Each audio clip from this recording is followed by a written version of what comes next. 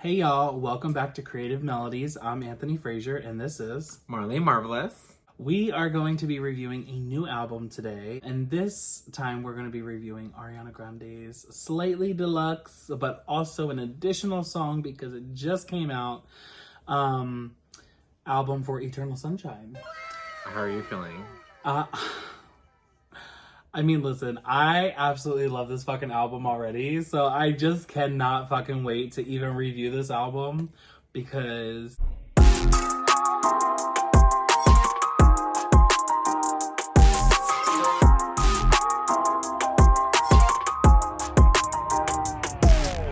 Until I feel the vibrations. Probably one of her best albums. Wait a minute, I don't know if I can say that. Because there's also Thank You Next. There's also fucking Positions. I know everybody didn't really like Positions as much, but y'all can sit the fuck down because I did. Every single track was birthed from pureness, okay? So I don't give a fuck. Positions is that album. And if y'all really want to get technical with it, Ariana helped birth my song Vibrations, Positions and Vibrations. They actually have like a little mix that I like to do. But anyway. Listen, okay, I actually do love this album. What is it? I think this is definitely one of my favorite Ariana Grande albums. Honestly, I think this is probably one of the only Ariana Grande... No, wait, that's a lie. I was going to say, it was the only Ariana Grande album that I've listened to entirely. That's a lie. I totally forgot I did listen to Thank You Next entirely. And I've also heard Positions because of you. Because I made sure. Yeah, because you made me, so. I made fucking sure. No, I mean, I don't know. I really like this album. I feel like, to me, I think this, yeah, I have to say this is probably my favorite album by her. Wow. I love the journey it takes you on. It does take a journey. There's definitely a story with this, and I'm glad that she fixated the album to a movie already that kind of depicted that there was going to be a journey, but it necessarily does not take that same journey, which is what I love. Like, this album takes on its own journey, it tells its own story, and somewhere along the lines, Eternal Sunshine does have a bit of a plot in it, especially if you go off of the second music video, We Can't Be Friends. But I feel like all the music videos at this point kind of play on other movies or music videos from other artists. Yeah. I don't know if you guys know this, but a little bit tidbit is... you love to do that. A little tidbit that is there is the first music video is actually more so positioned to the Paula Abdul music video that she has. So that kind of pays homage to that. And then the second music video, We Can't Be Friends, pays homage to Eternal Sunshine. The third music video for The Boy Is Mine pays homage to Catwoman, specifically the Halle Berry version, which is the... I know y'all are gonna hate me, but I love that fucking movie. That's my opinion! I don't know why people hate it, but Halle Berry killed that fucking... I don't care about anybody else who've ever played the fucking Catwoman. God damn it, Halle Berry won that fucking... I swear to God. She's the only Catwoman for me, okay? I will say for me, I do like Halle Berry's version. Mm-hmm. Yeah. I was like, why can't I see? She's that bitch. I do like her version. Who was Michelle Pfeiffer? Listen, Michelle Pfeiffer, wasn't Eartha Kitt? Yes, Eartha Kitt was actually first. Yeah, Eartha Kitt was the first one, I believe. Eartha Kitt did fine for me. I know that everybody's like, oh my God, she's the one. Or they say Michelle Pfeiffer. I honestly like Catwoman being played by Halle Berry. I don't know. There's just something about her that, like, I feel like it's more relatable and more like femme power. You know what I'm saying? Yeah. It's less like playful sex thing. It's more like, I'm a badass bitch. I know it. And I'm just gonna run these fucking streets the way I should. Yeah. Which I mean, what Catwoman, I would say is. Yeah. But, I mean, exactly. I don't know, like, listen, I don't know. I just have a soft spot for Michelle Pfeiffer, but I will say Halle for me is, like, number 2. Okay. But so like, and funny thing though, you say that people don't like it. I actually know someone that loves it. What? That loves the movie. Really? Yeah. With Halle Berry? Yeah. No, And- literally anyone who is like big into the comics, they're like, fuck that movie. Blah, blah, blah, blah, Really? blah. And I'm like, you're trash, and so is your opinion. Obviously, That's you and Rotten crazy. Tomatoes would get along crazily. No, and the funny thing is, I love DC. I love DC more than I love Marvel. So Oh, yeah. against your own name, huh? Oh, because Marlene Marvelous. First song on this. So, first of all, on the original album, there is only 13 tracks.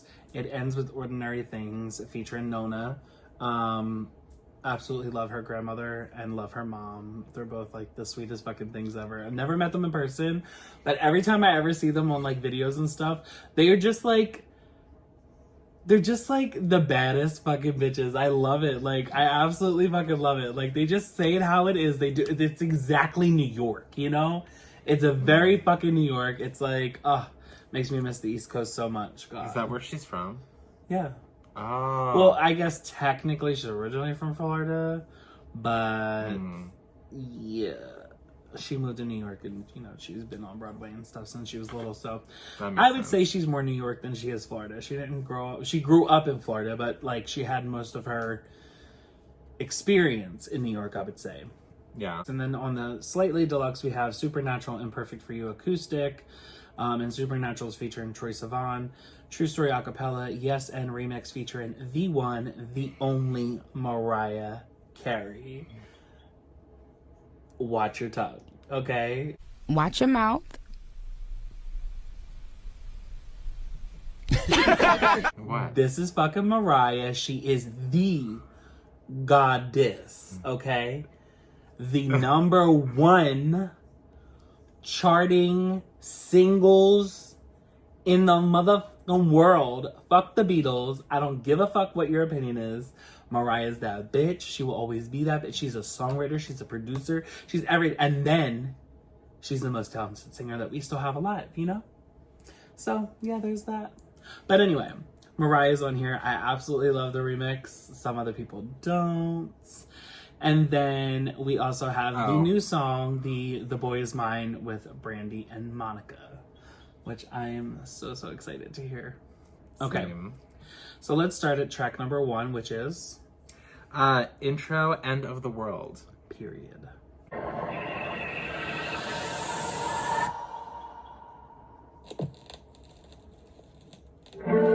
Can I tell if I'm in the right relationship? No.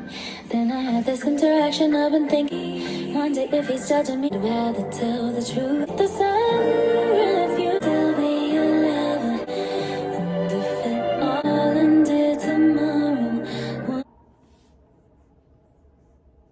Literally perfection. The fact that she does intros on almost every single album, actually I think she has on every single album, it's just like, it's, okay, my favorite intro of all of her intros is Moonlight. Yes. Oh my God. Absolutely love that song. But if you went to her tour that year as well, you also got to see an interlude called Baby Loves. I think those two songs were at some point together or joined, or they were like tracks next to each other. Swear to God, we should have got that. Like, we literally should have got Baby Loves into Moonlight. And now I know Moonlight was supposed to be a different album and that it turned into Dangerous Woman because now she was out of that phase. She wasn't really into that music anymore. But oh my God, those two. Now, this intro brings me into that because it's just like all of her intros that she just like, it's like butter. Add butter, add butter, add butter, add butter, add butter, add butter, add butter, add butter, add butter, add butter, add butter. She just is like swelling in goodness. Oh my God, it's like, I can't wait to see her in fucking Wicked. I can't do this. Oh, that's right. We gotta go see that. November.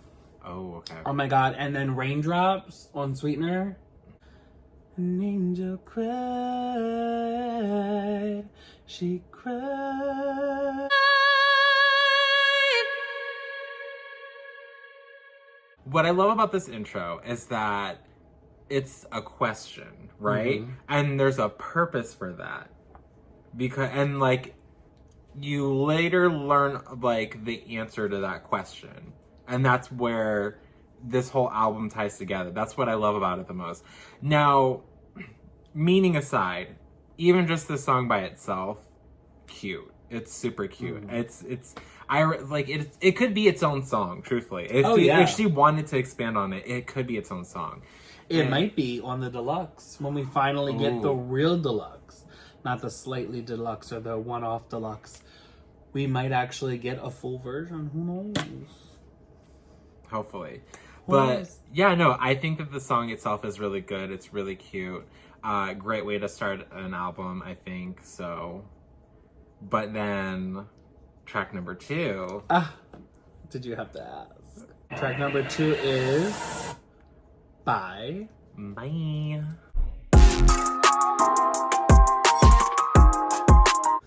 And here the story starts. Bye bye. Didn't we? Bye bye. You know, we just put a boy by. By the way, anybody who knows from Positions what she just did there, I think it is so funny, whether she did this on purpose or not. In Positions, so she talks about Pete Davidson in it, and she's like, I'm just hoping I don't beat history. That part, right? In this, she said, but it's better than repeat. And each time she keeps going up a key, I am dead. This is what happens to sneaky backstabbers. Not her literally calling him out without calling him out. Like, she's just throwing one more dagger. I feel like he's just probably like, really? Because he even, he done said some hateful shit, especially about her concert where the stuff happened in Manchester. And people died. And I think that was probably the most horrible fucking thing that you could ever say about somebody. But it wasn't a joke. It wasn't meant to ever be a joke. And he shouldn't have ever joked about it. And I just think that was just so disheartening and cruel. Especially when it hurt her so much. And then to go on and do your Netflix special and then be talking about her again in it and dragging her for what you think is appropriation and all this other stuff, whether you do or you don't. And it's like, she's gonna keep getting her daggers out and she's just gonna keep hitting you. Whether you hear it or not, other people are gonna hear it. And it's just gonna be a reminder to them. So, anyway, back to the song.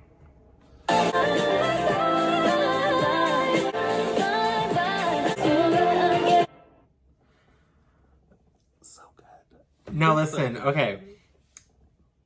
Intro aside, this even like if you don't count the intro, And this you being start here. Yeah, like Way to open the album. yeah, for real. It's kind of like Shut Up. Yeah, I was gonna say or what is it? No, it's more like what's after Shut Up? 34 plus 35. Yeah, Yeah. that's to me what it's kind of like.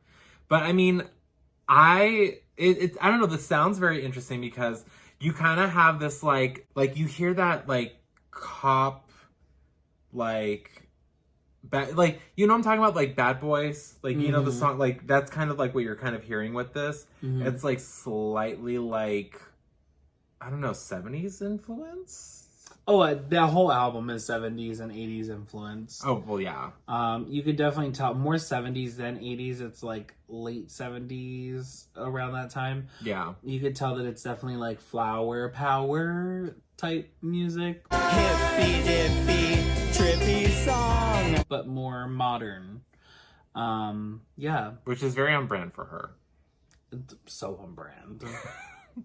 So on brand. I mean, she has literally made herself into her everything. Like her being and who she is as a person. Not My Everything by Ariana Grande. I know, right? Can you believe? She's literally made herself and her everything into all of her albums at this point. So you're not getting anything that's kind of falsified. You're just getting her. I mean, if you even look at her makeup line and everything that's going on there, it's very inspired by her music and also who she is. Like, you can kind of get her personality in the sense of not only the music, but now you can get it in all of the different entities that are Ariana Grande. So I love that. Yeah, I mean, but lyrically, great. I think it's really cute. Great play on words. Oh, I guess we didn't really rate the intro and this song. I mean, intro for me, it's like, what, 9 out of 10? I was going to say it's like an 8 for intros. If I'm going off of like all her intros, it's like an 8 for me. Okay. I mean, I think it's just cute. It makes me want more. Yeah. That's the thing. It's an intro that makes me want more of it. So and it's an intro, so you can't really like. Right. But I don't know. If it was its own song, I think it'd be really cute. As far as for Bye, 8 as well. Yeah, I'll give it an 8. Mm-hmm. I think it's an 8. It's cute. Definitely sets like kind of a good tone. Yeah, a good tone. But it's also very interesting because like you start off with a question again, and then it's like it seems it's almost like you have the answer. Mm-hmm. But as you keep going on and listening to this album, it becomes something even bigger until like the end. True. Yeah, no, I love the song. Any other thoughts about this song for you? No. No? All right. I think we can move. I mean, honestly, hold on, yeah. From the technical side of this, I love the production. The production is fucking phenomenal. You can tell that she's working with Max Martin, who is probably like the god. I absolutely love him, especially when it comes to pop music. The writing, the way that she writes, it's so weird because Victoria Monet and Tommy, they both, when they worked on songs with Ariana, you could really hear the influence of them as an artist in her music. So from the Sweetener album into Thank You Next into Positions, you really heard that. And I was kind of scared not getting those writers on this album because I was like, are we going to hear the difference? Yeah. You know, I'm thankful that I guess Ariana's been around them enough, or this is actually just part of her personality, that it didn't really change that much. And now seeing that they're all friends, they probably vibe the same way, you know, and they probably get along because they like a lot of the same things. But yeah. I just really, really love the writing on this and that it didn't change too much. It's definitely different than Positions, and it's different than the other albums writing-wise. But I also feel like the Ariana-isms and the mannerisms in her, not only her vocals, but how she delivers a line and her little like punches, you know, like her little like gotchas, you know, they're still there. Yeah. Oh, well, the ad-libs. That's an ad-lib, right? Yeah. Anyway, so yeah, the next song. Track number 3, Don't Want to Break Up Again. Every day I take a shower, I listen from track 3. No, I'm kidding. I listen from track 3 to track 9, or I listen from track 5 to track 10. I literally try to time myself when I'm in the shower with those songs. Anyway.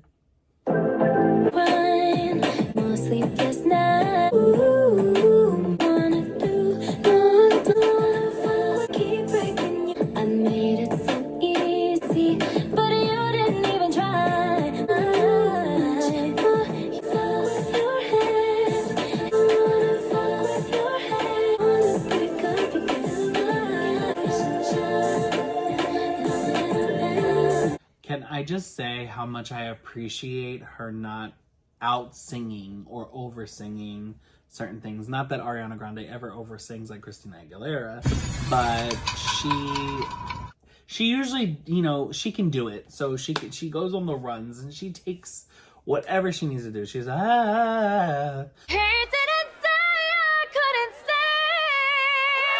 You know, she does all of it. And here in this album, especially the way that we start off, it's just ever so gentle. It's like she's trying to give us not only the emotion, but she's trying to deliver her thoughts, her feelings, the anxiety, the stress, the everything that she's going on with. They ask you how you are, and you just have to say that you're fine when you're not really fine, but you just can't get into it because they would never understand. And she's giving us the runs. She's giving us those vocal moments, but she's doing it in such a subtle way that you're like, hold the fuck up. Did she literally just hit us with that run? Like the one run in the middle of the song? I was like, she was like, and she just kept going on. I was like, go ahead, girl. Go ahead. Literally went into the next verse. What is it? For me, it's very interesting to have to like listen to this as like a fan.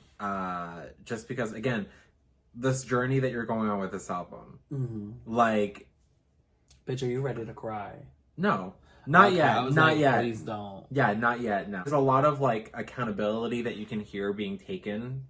You know, it's like, I don't know that I would say that it's backpedaling. I think it's more like it's recertifying. It's like when you leave somebody and you're like, you think, what was I doing? Or what was I thinking, you know? And then you run through the pros and cons of why you left. Like, there's the list, you know? Yeah. And I feel like this was her list. This was her, I don't want to break up again. I don't want the situationship. I paid for therapy. I was the one who did all the, you know, self-reflecting and the self-fixing, and you did nothing until it was too late. Of course I'm not going to come back. You know what I'm saying? Like, and I think that this was maybe derived out of a phone call or like a text message like, hey, can we try? Like, I really want to try. And it's like, well, I'm already gone. It's too late. You can't try now. You should have tried when we were in the relationship. And I can relate. What would you give this out of 10? Probably an 8.5, almost a 9. Just because I just love the song. I love the journey it goes on. I love the writing. I love the production as well. I love the subtleness to it and the softness. It just all makes so much sense, you know? Yeah. I'm gonna have to give it an 8.5 as well. Yeah. All right, on to the next song. And the next song is an interlude. It is Saturn Returns. Track number When we're all born, it takes around about 29 years. Floating along, Saturn comes along. It's time for you.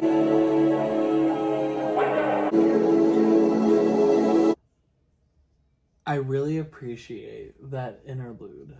And I'll tell you why, because you're not there yet. But there is a point in life when you are leaving your 20s and going into your 30s. And this point for me was probably between the ages of 27 and 30 itself. I felt like the world was just taking everything out on me. It felt like everything was impacting me in a negative way. And I cared so much about other people's opinions. I cared so much about wanting to be in a relationship. I cared so much about everything that I kept putting myself on the back burner. And it was at 30 that I realized, what the fuck am I doing? You know what I'm saying? It was kind of like that quarter life crisis that I had gone through. And then I got to 30 and I was like, I just need to be happy for me. I don't need to be happy for anybody else. I don't need a boyfriend. I don't need this. I don't need that. Like, I just need to do whatever it is that makes me happy. And at that point, I had focused so much more on my music. I literally was like, it's 100% or nothing. And we were in a pandemic. So it was so hard to give 100%. But I did as much as I possibly could to put all the emphasis on my music and into my business as possible. Until another relationship came along like a year and a half later and fucked that all up.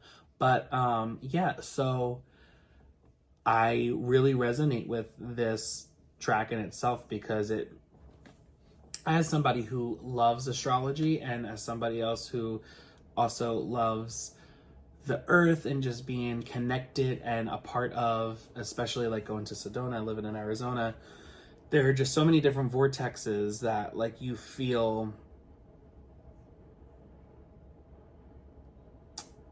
spiritual almost. Antelope Canyon, Sedona, Flagstaff, those are my places. And you understand that there's something much greater than you. Whether that's God, Allah, Buddha, Britney, anybody, you know? For me, it's probably Britney. No, I'm kidding. No, it is. For like everything that just goes on, like you understand that you're just so small. You are the smallest piece of the puzzle, but you're still needed to help facilitate the energy of everything that goes on in the universe. And it's just, I don't know. I don't know how else to explain it, but say that, because it's just like being in those places make you feel so connected. And I just feel even more empowered to, you know, be myself and keep thriving. I mean, yeah, I would. It's weird because like I am 28, so it's like obviously I expect this feeling's probably gonna hit soon. Hopefully. Which one? What? You don't feel like you're at your midlife crisis already? Or quarter life crisis? I felt that.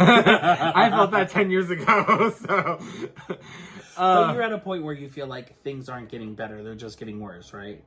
And like you're like in like a mundane spot. Well, right now, yes. Like that's the thing. Like, I guess in a way, what I'm trying to say is it's like what you're describing and like what you felt and what you're like, what you went through. It's like, I guess in a way, like I'm just kind of like, it almost feels like I'm just waiting for like the answer to just like hit, you know what I mean? Or just it finally like clicks in your brain, like just like, oh duh, you know what I mean? Like it's just like that aha moment. And that's the thing that I just feel like I'm still kind of like waiting for in a sense, because I guess it's just like I can sit here and I can say for myself, I could talk to like 50 different people or even 100 different people, and they all give me. Come on, Gaga, give it to us. I know. It's like there's 100 people in the room. I was like, do I just quote Gaga? There can be 100 people in the room, and 99 don't believe in you, and you just need one to believe in you, and that was him. No, but I feel like if I talk to like 100 different people, right? They all give me their opinions on like maybe a certain subject or something. I feel like a lot of the times I find the same answer, which is just be patient, you know, don't force anything, and everything comes in time. Yeah, and like that's, and it could be about any situation. It could be about success, goals, career, money. It could be about love. It could be about failure. It's just anything, you know. It's just that's the thing that I've just noticed is that it's just a matter of kind of riding the wave and just being able to, I guess, work with whatever is thrown at you. And maybe it's just because I'm an earth sign, and so we're more like, yeah, we're very much that. So it's just very interesting to see like how my life is going right now and how I'm trying to navigate through it. So yeah, I mean, I guess like I said, I can, or like what you were saying, I could appreciate the message of that interlude, and what it's meant for. And again, like the journey of this album, now everything kind of takes a turn for this point of the album, because then now we get into this next track number 5, right?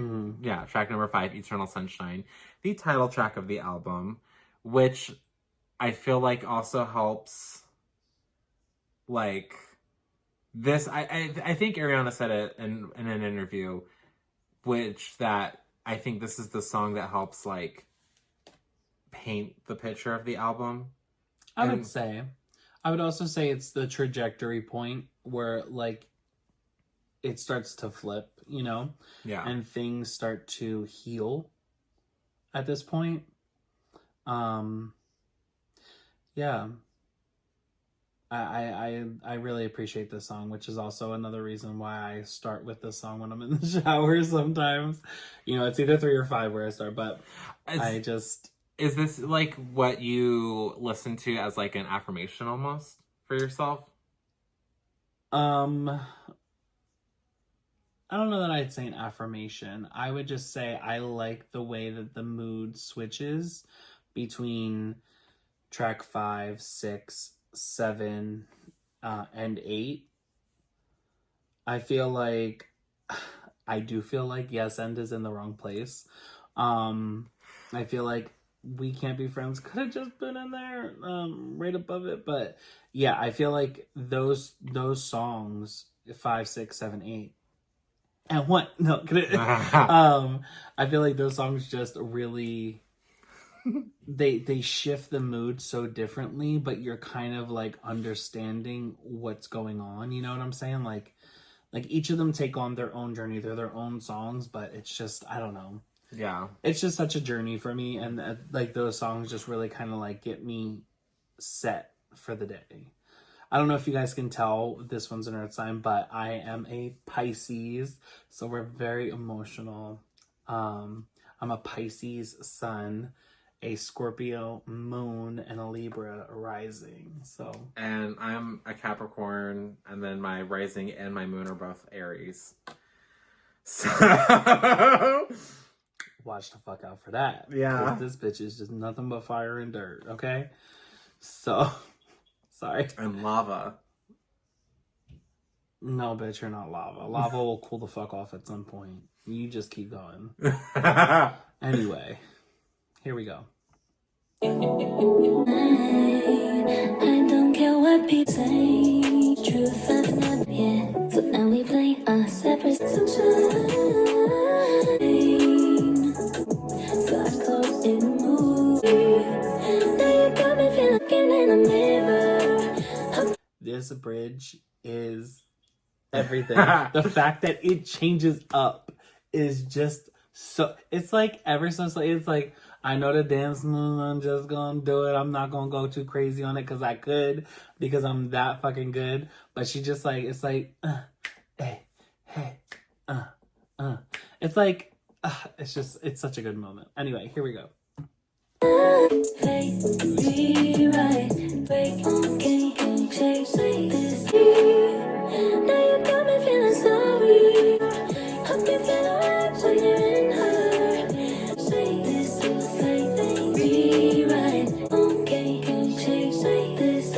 Such a good, solid 9.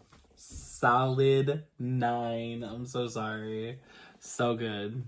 I mean, I'll give it an 8.5. Because there are definitely some others that I would feel like... Listen, I feel like after this is where a lot of them are, like, more 9s. I'm gonna scalp this bitch. But no, I mean, what is it?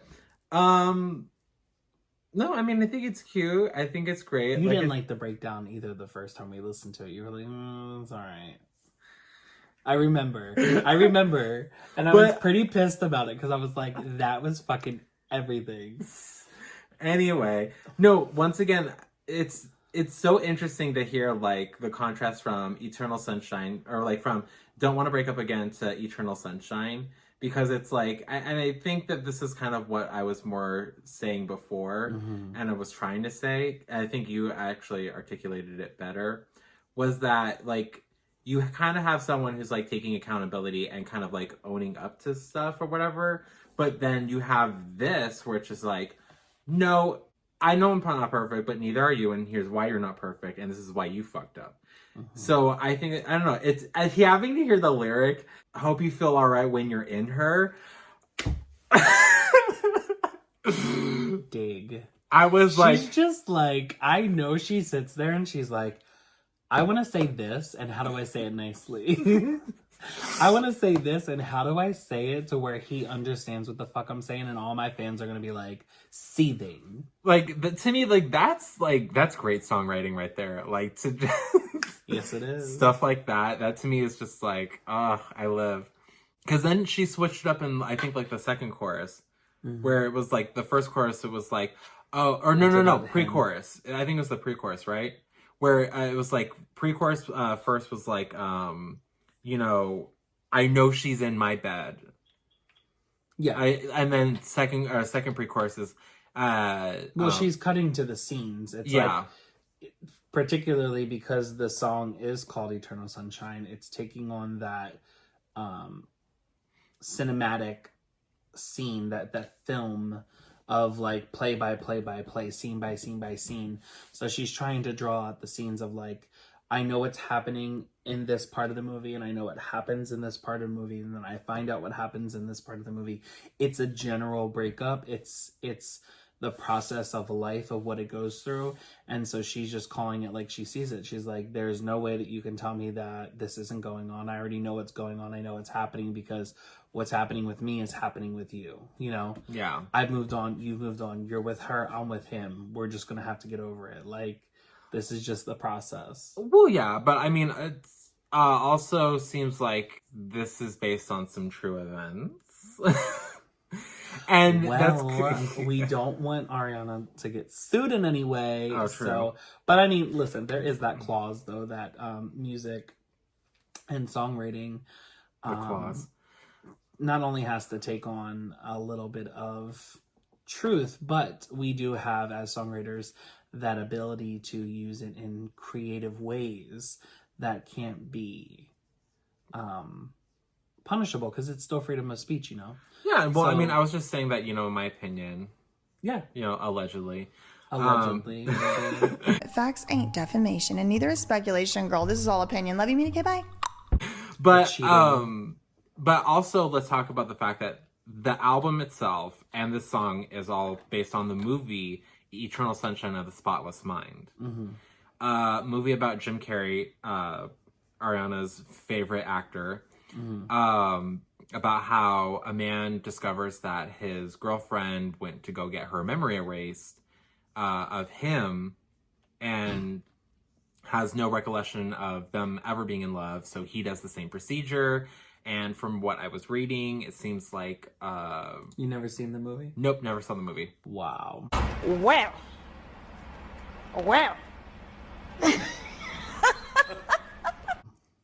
Yeah, but I spoiled it for myself because I already read the synopsis of it, so I was just like, oh, this is actually a really cute movie. I want to see it.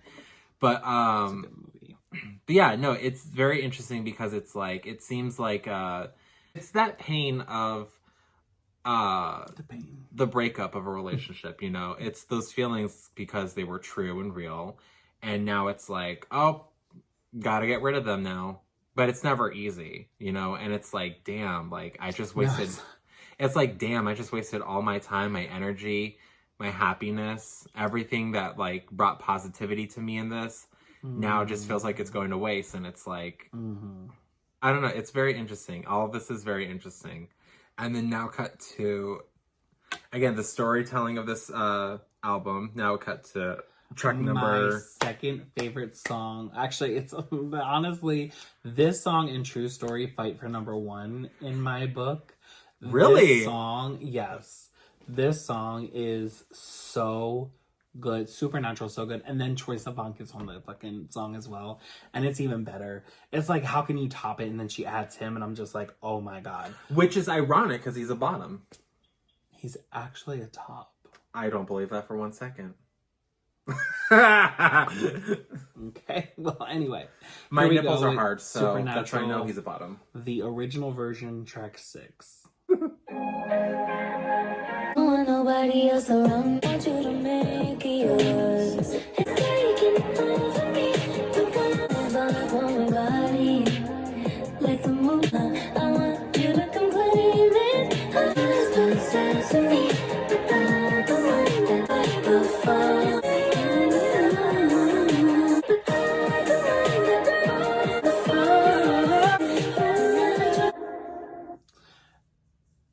To me, I know she said that it's The Boy Is Mine, but to me, this song is Fantasize. 100%. Because I think we all know what she's talking about. I want him to put it in and on me. Oh, you nasty. Hands up all over my body. Like the moon needs the stars. It's like the songwriting in this. First of all, I love how she just reaches back and touches on her previous shit. You know what I'm saying? Like Moonlight, how she just how I want your hands up on my body, like the moon needs the stars.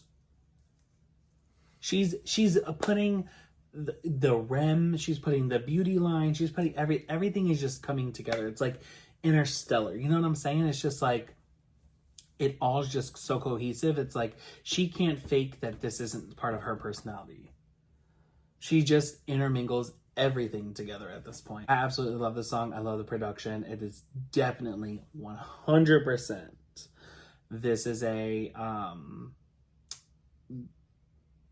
Max Martin song. Like 100%. Like I thought you were gonna rate it. I was like, this is my all-time favorite song. One of my all-time favorite songs off the album. So this to me is a 10.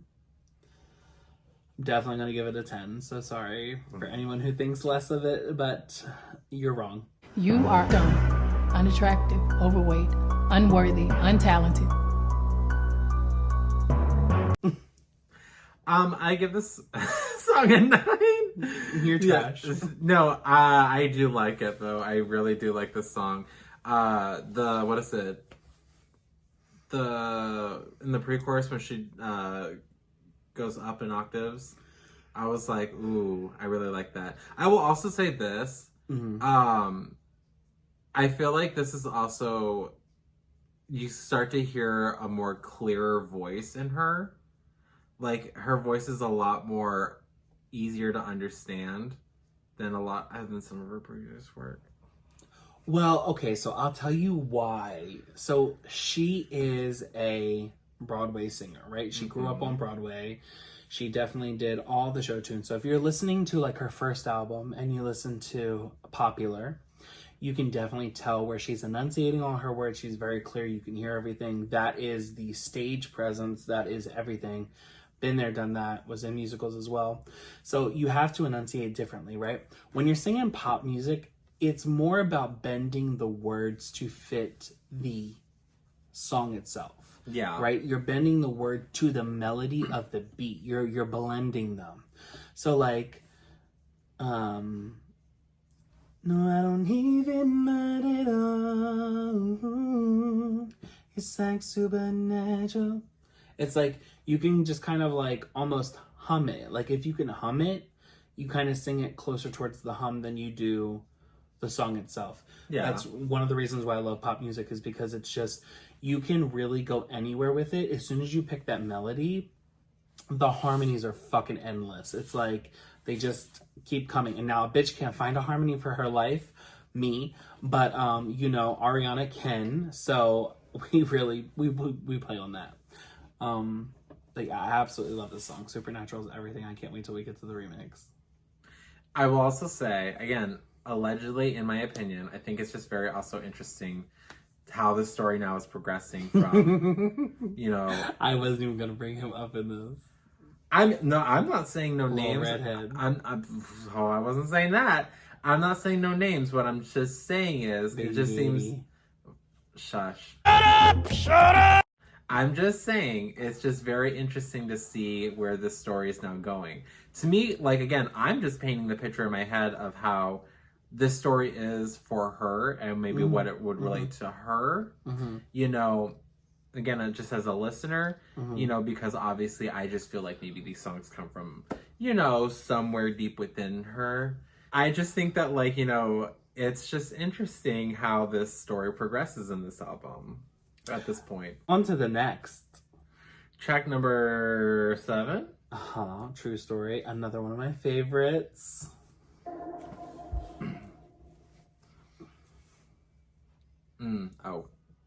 This is a true story. Not what I want. I'm feeling if you need me to.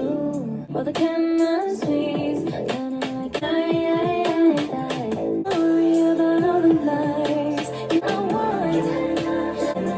Give me love. I'll be the one, but I'll play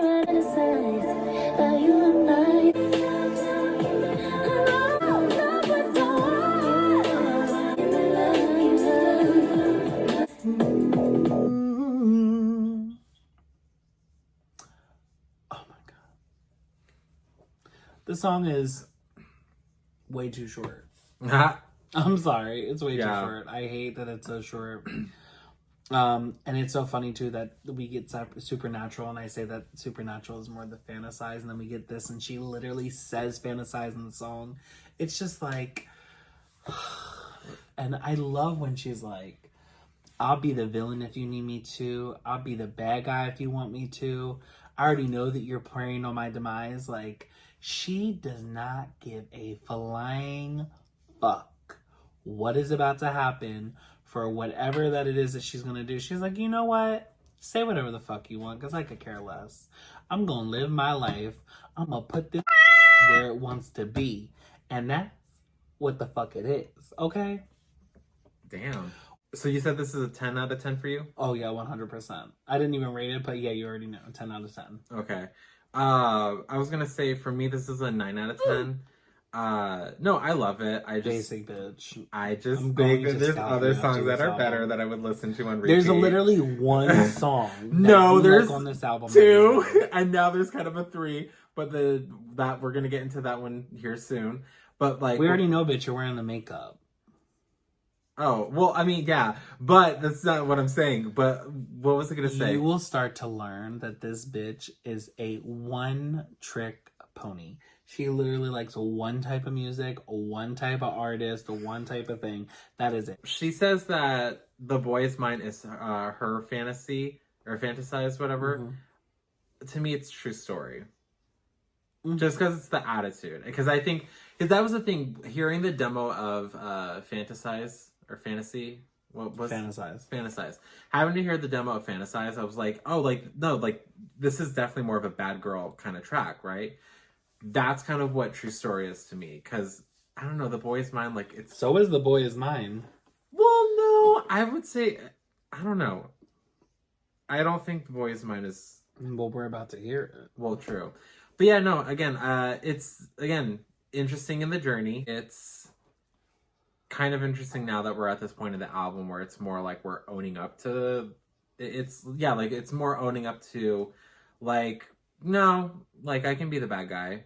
You know, if that's what helps you sleep at night, then I'll be the bad guy. I know the truth, and that's fine. I actually have a song coming out in a couple of days on Friday, the 28th. I don't think this video will be out before then, but anyway, if you are watching this video, just know that on Apple, Spotify, and wherever else you want to stream music, I have a song called "What If I" featuring Lecrae, and I wrote this song back in 2022. Yeah, 2022, because I was working at Carvana. I wrote this song while I was sitting at my desk one day, and I just was very unapologetic. I was like, I will be the villain. It doesn't matter. This What If I is kind of like my Supernatural. And then Midnight is probably more my True Story. Mm-hmm.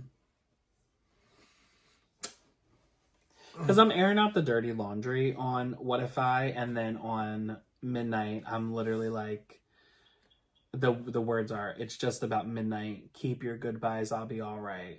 Played your games, but they're backfiring. No, I would say Midnight is more of your Eternal Sunshine. No. What If I is more of your True Story. Girl. I literally say, if I'm the villain in your story, I'll be all right. Cause you're mine. Literally. And it's just funny how, like, she wrote her song and I wrote my song 2 different periods of time. And we're both talking about being the villain. Anyway, now we're at track number 8. The Boy Is Mine. The original, not the remix yet. Let's hear it. Me, but I don't wanna cause the boy is somebody. God knows I'm trying, but the boy just does. It's gotta be a reason why it's fine. I can't wait to try this something else.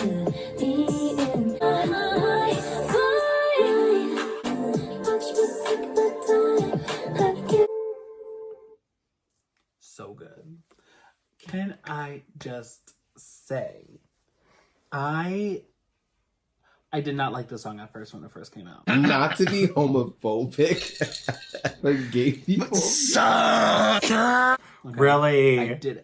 It was the slowing down in the chorus on "The boy is mine." And then it picks back up. I was like, what was the point in slowing it down just to pick it back up?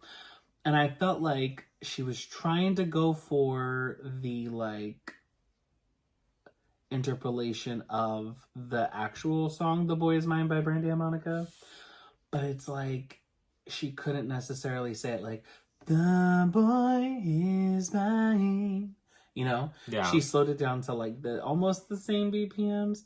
The boy is mine. It could have been like the harmony to "The boy is mine."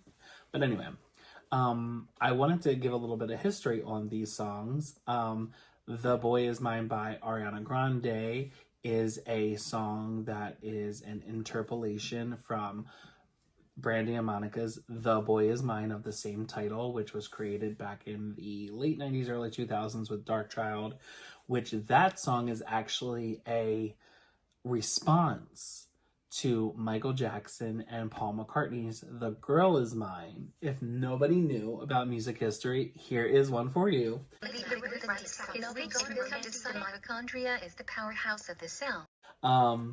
I love Michael Jackson, so when I heard Michael Jackson's version and then Brandy came out with hers in the 90s and I was old enough to like really comprehend what was going on, I think it was like 7 or 8, I was literally living my best life because I was also watching Moesha, so it was like everything, you know, me and Brandy was like this tight. She is the mother I never had. She is the sister everybody would want. She is the friend that everybody deserves. I don't know a better person. I will say, like, I really appreciate how this song has traveled decades. Like, this song started from Michael Jackson. So Off the Wall came out in 79. This came out in 82. So this traveled from the 80s to the 90s to the 2000s to the 2010s to the 2020s. We're now 5-6 decades later. It's been 84 years. And this song is now, like, just traveling through different hands. It's like the message is still there, and it's gone from 2 people battling to now still 2 people battling, but you're really only getting like one person's perspective in this, you know, like you're not getting that perspective that Paul McCartney and Michael had or that Brandy and Monica had.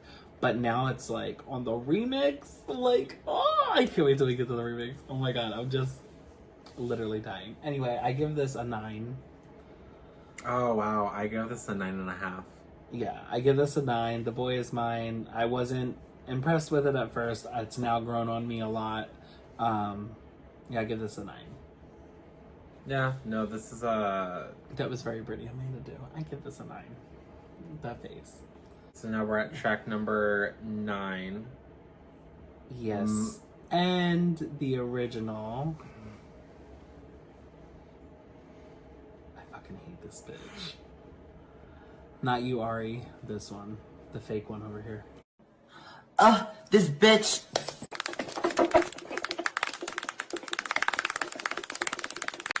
Anyway, here's Yes and the lead single from the album Eternal Sunshine.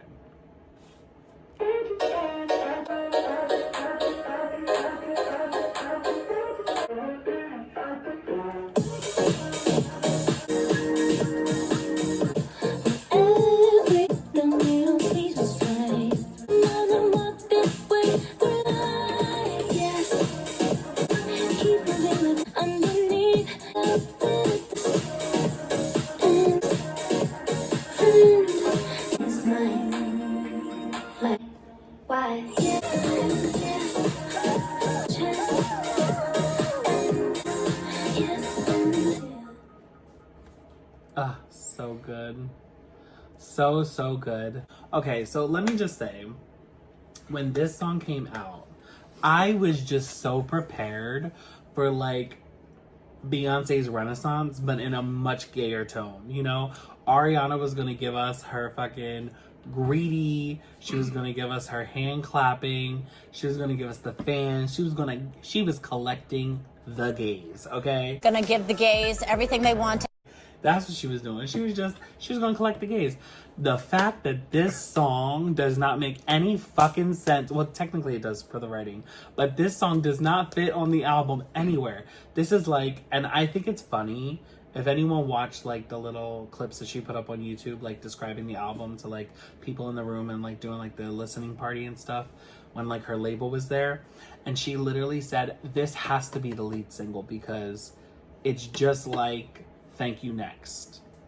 It doesn't necessarily fit the rest of the album, but it's that track to be the lead single. That makes so much fucking sense for this song because it does not really fit the album, even though lyrically it does, but the vibe, it doesn't. It's just so different. It's so like 80s house dance, you know? Boots the house down. Yas Queen, Skinny Legend, Versace boots the house down. Slay Queen, Hunty Mama, and Oop Daddy work. Charlie XCX, snatch my wig. I'm kidding. But it's just... I was so prepared for a different album when I got this. I was like, I have to listen again because I was not paying attention. I didn't have the ears on for the album. I had on my party outfit and I was ready to dance and vibe the fuck out. And I was waiting for those runs like Cozy on Renaissance. Girl. Anyway. Alien Superstar. I mean, like, the list can go on. My God, the runs that could have happened. Anyway, Ari, when you do the next album, maybe we can get that. Maybe we can get the Club Hoppers. Hopefully you're still not in your emotional bag, because I feel... But I don't want to be. Get me out. Please save me. So where do you get this song, Ben? 9.5. I really like this song, but I would say 9.5. It's there. It is there. It has all the makings. It is the lead single quality. I probably would have picked True Story or Supernatural as the lead single, but also the next track is just so fitting. I probably would have picked the next track as well, because the next track is just a 10. I'm sorry. Yeah. The video had me fucking crying like a baby. This song is a 10 out of 10 for me. I remember... Typical bitch. I remember when the song came out, like, we were so hyped, and we were just like... We were literally sitting in the car, and we were just like... After, like, the first 15 seconds were just like, okay. And then the second that the beat dropped, we were just like... we already knew. This is gonna go number 1. The gays are gonna eat it up. And it did. Vegas, let me hear y'all make some noise! Yeah, no, I'm a sucker for 90s house music. Typical. And... Typical drag queen. Well, I will counteract on you with what you're saying about how this doesn't fit the album. In a way, yes. I guess sonically it doesn't. You know, the music, and I don't think it definitely fits on this album. Mm-hmm. It is in a really weird spot. But I also can hear, like, again, the storytelling for me in all of this, in this album. To me, it fits because it's like, you know, breaking up with someone and then debating on whether or not it's my fault or your fault, but realizing it is your fault. You fucked up. You did things wrong. Finding someone, you know, playing the bad guy, you know, being the bad girl. Now it's like, you know, having to hear the backlash from it all. It's funny that you... Because, I mean, I did say that. I did say sonically it doesn't fit, but writing-wise it does. Lyrics-wise it does. But it's funny that you said that you feel like this is like from like the ex in the breakup, you know? Mm-hmm. Because I feel like this is allegedly in our her opinion, response to the girl's man she stole, you know? I feel like that's what it is. Why do you care so much whose dick I ride? But I also feel like it's to the general public, like, get the fuck out of my business. I don't give a fuck. And this happened. Yes, and So? No, I'm saying what now? I mean, it's... What else? I lick a fucking donut. I, you know, have people carry me around for a joke. Like, it's just like, she's just so tired of the gossip and the bullshit at this point that she's just like, yes, and move on. Say your drama. Say what the fuck you want. Stand 10 toes on it and move the fuck on. Like, because I could care less. So now, we need tissue. Tissue. For the next song. Track number 10. I was like, what the fuck? Anyway, this song is a 10 to me. Yeah, we don't even need to say why. It's a 10 out of 10. The music video is perfection. And I just cry every time I watch the music video, so we won't be watching that, but we're just gonna hear it.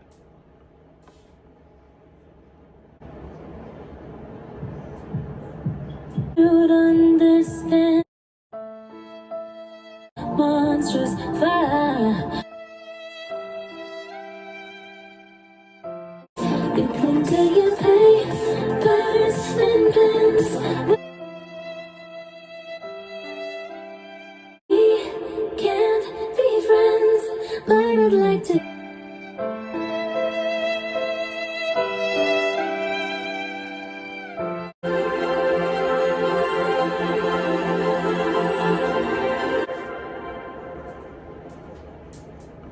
I literally watched that music video in my head the entire time.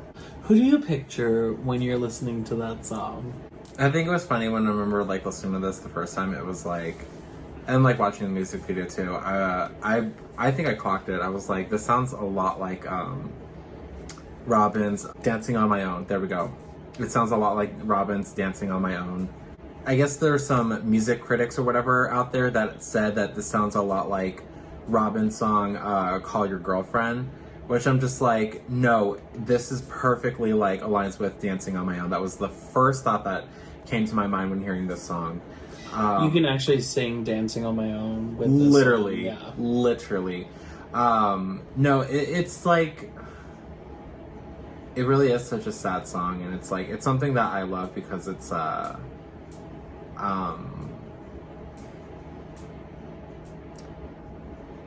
you're obviously connected with it emotionally. Yeah. You didn't answer the question though. Who's the song about? Huh? Well, I mean, for her, I think she's got someone in mind. Talking about you, friend. Who do you connect the song with? Because I connect the song with somebody too. You know, I have a specific person that is an ex of mine that I can connect this song with. I honestly feel like We Can't Be Friends is probably something that a lot of us had said to our significant others when we've left the relationship. You know, sometimes there are people that you can be friends with if you're that kind of person, or if you're able to rehabilitate. But some people can't, you know, some people, they're just not meant to be a part of your life. There's actually a Medea movie that I watched. I think it's actually in the play of the fourth movie. I don't know, I forget which play it is, but Medea talks about a tree and how people come and go in and out of your life like the leaves of a tree, or the makings of a tree. Some of your friends are like the leaves. They will wither away and they will, you know, fly away through different seasons. Some of them will be there for a week. Some of them will be there for a little bit longer. And then you have people that are like the branches of the tree, which, you know, some of the branches are very sturdy and some of the branches are not as sturdy, and you think that you can trust them, and you go out on those limbs and they break, you know, and obviously you fall and they can't be trusted. And you being the trunk of the tree, you also need to make sure that you have the most crucial part of the tree, which are the roots. And those roots, if you find yourself like 4 or 5 people that can really be the root to your tree, that get all the nutrients and the water and the supplies that you need to make that tree grow, the tree will be successful. And it will have a long life that it'll continue to live. So I think a lot about, you know, this song in particular to my relationships, and I think about that Medea quote a lot when it comes to breakups, you know, and also friendships, because sometimes there's friends that you have that you can't be friends with anymore, you know, and this song is very fitting for that as well. So I kind of put those two things hand in hand with each other. But yeah, I guess also to kind of piggyback on what you said, like I remember actually Laganja Estranja, when she was talked about, when she had an interview on Alyssa Edwards and the falling out of the House of Edwards. She was talking about how, like, you know, there's just, they had their differences and whatnot, and she sees life kind of like a storybook, and, you know, some characters don't pop up in, you know, chapters in the future. Some of them do. You know, it might not be, maybe if they just don't come back in 1 or 2 chapters or 3 or maybe 10. Mm-hmm. You know, and that's kind of how I see now with relationships and of all kinds. Any kind of relationship, I see that as, you know, maybe that chapter for that is done. Maybe there are going to be now new characters in the next chapter for me that will be there, you know, and maybe they'll follow me into the next one. Who knows? Who knows how long they will continue to follow me? Maybe you'll just be by yourself. Yeah. But no, and she takes everything to heart. She's just like the worst Capricorn. Oh. You're like not grounded right now. You're just so emotional, wearing your heart like out of your fucking pant pocket, like not even on your sleeve. It's just like I want to hide it, but it's like falling out, you know? It's just like so funny how you become emotional and then disconnected from just like you don't want to be talked to, you don't want to be touched, you don't want to be this, you don't do that. Like it's just like you're very much like emotional, but like disconnected from everything else around you. You know what I'm saying? Like you just shut down. Yeah.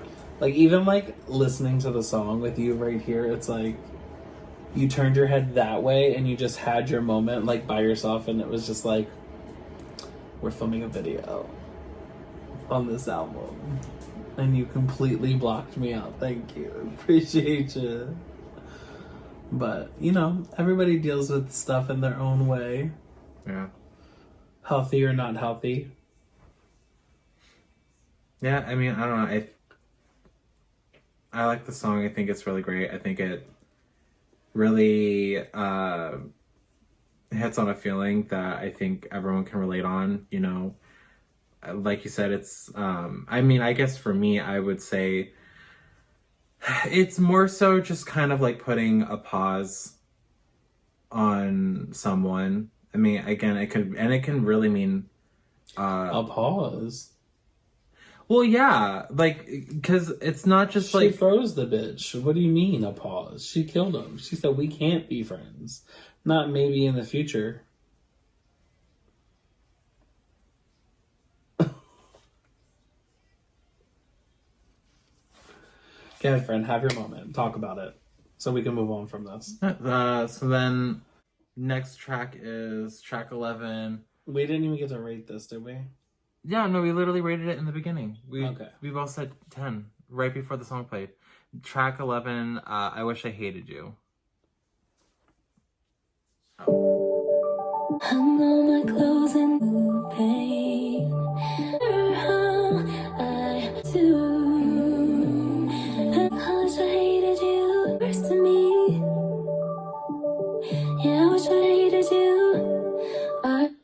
Literally, I can so relate to this fucking song. It is not even funny. It's like, I feel like she wrote exactly how I felt without me having to write it. You know what I'm saying? Yeah. Like, picked it right out of my fucking head. But anyway. Shadows dancing up parallel to keep me in one. No matter how, I wish I hated you. That fucking moment, when I heard that in the car,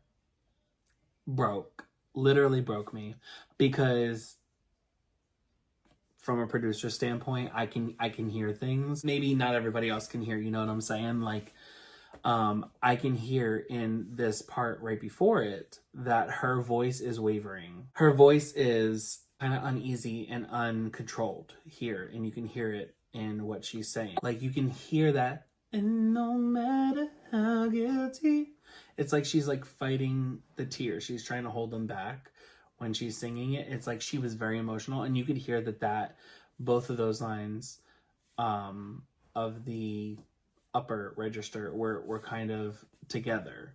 The reprise notes that are secondary, those were created afterwards. You can hear that they were more after. So she most likely ran with a whole take through and cried on that and had some emotional moments on that, and they were like, let's go ahead and punch in where we can and kind of fix it, you know?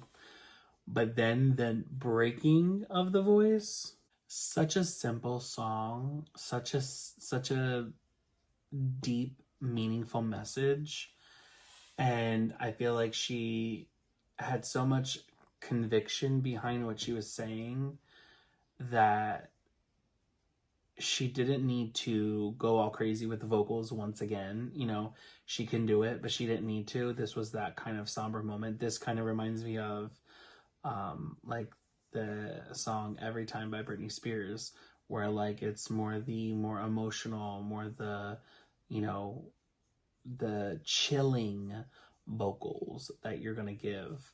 It's like, it's what the song calls for. It's not what you want to do and how you want to be acrobatic over it. It's what the song calls for. In this album, I feel like this is perfectly placed. It's heading out of the album, and I give this a 10. It's one of my top songs I like from this album.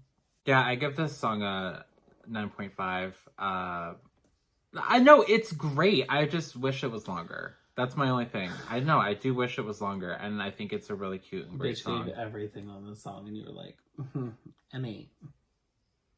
I said 9.5. I'm kidding. Anyway. Now we're on to track number 12, Imperfect for You. The worst song on the album, in my opinion. I hate this song, and from a production standpoint, the fact, and I get it, I know, I understand it's meant to be like that, but the fact that there's things in here that are imperfect, okay? Like, I get it, it's part of the title, but like the guitar in itself, it pisses me off. I really...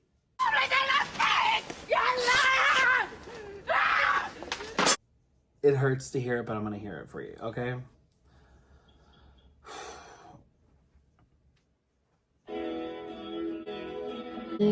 Come take my love.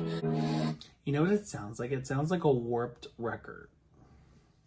Yeah. It sounds like a record player that is dying. It sounds like the guitar is being played on a record, like a physical vinyl, and the vinyl is either warped or the record player is dying. So that's interesting hearing it again.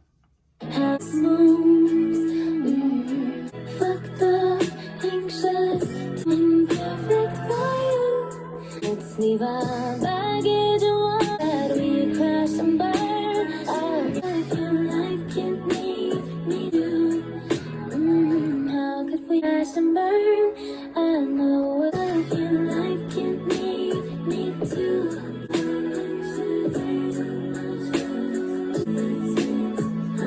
I like the writing on the song. I like the way that the song's being sung. Production-wise, I don't really like the sound of the warping or the guitar or whatever it is that's being played. I really don't like that. I don't like that effect. I get that it matches the song it's supposed to be because it's imperfect for you. It's supposed to be imperfect and show the beauty behind it, but it's not pretty. It sounds off. I don't know. 7, 6. I really don't like the song enough. Maybe a 7. I like the writing. I just don't like the song. I don't like that guitar thing. I give it a 9 out of 10. Annoying. Yeah, I don't know. I really like it. I think it's a really cute song. I know that you don't care for the production of it, but I do. I really like it. I think that was a really smart idea and a decision to make for the song. I'm sure it was. Still not a single, though. No, and it's fine. I know she probably will end up making it a single anyway to, because I know this is one of her favorite songs off the album.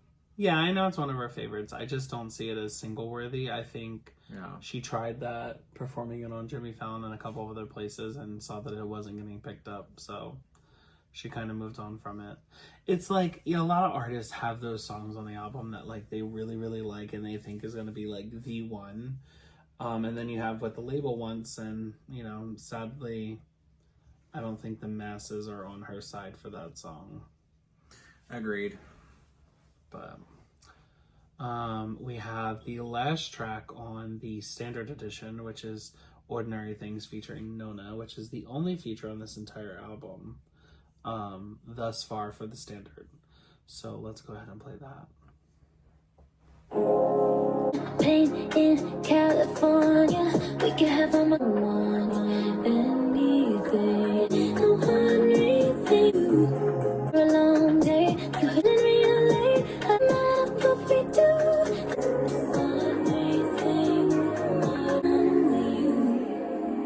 And when he'd come home, not that we never fought.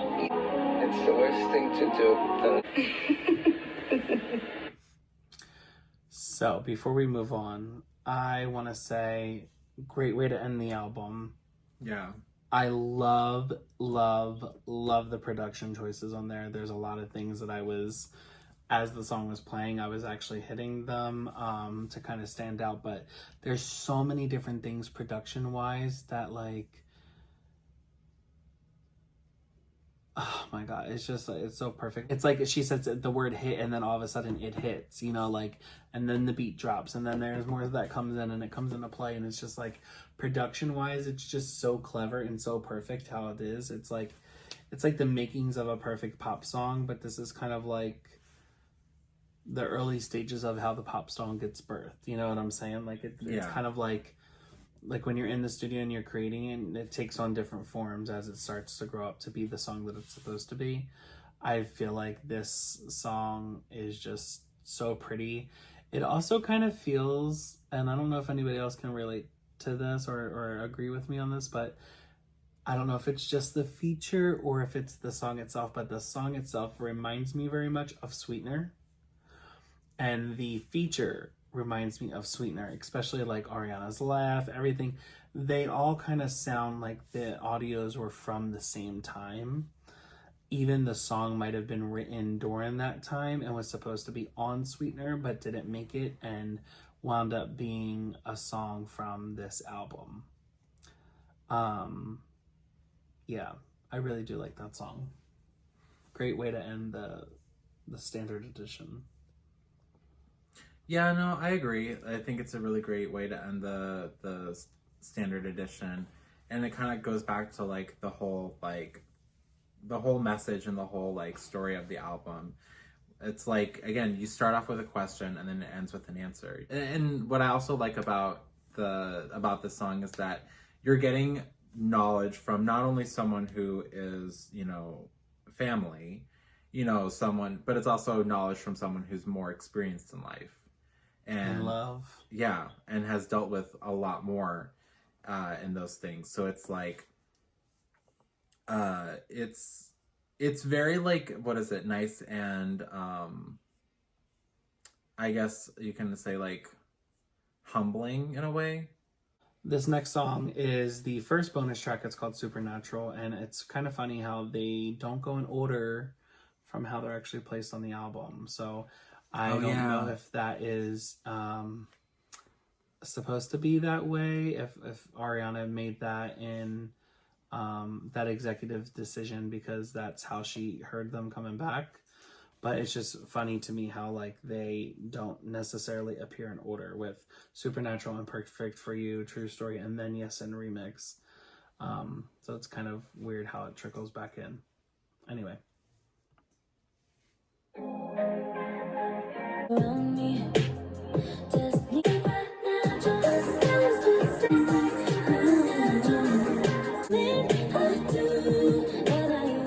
Love that harmony.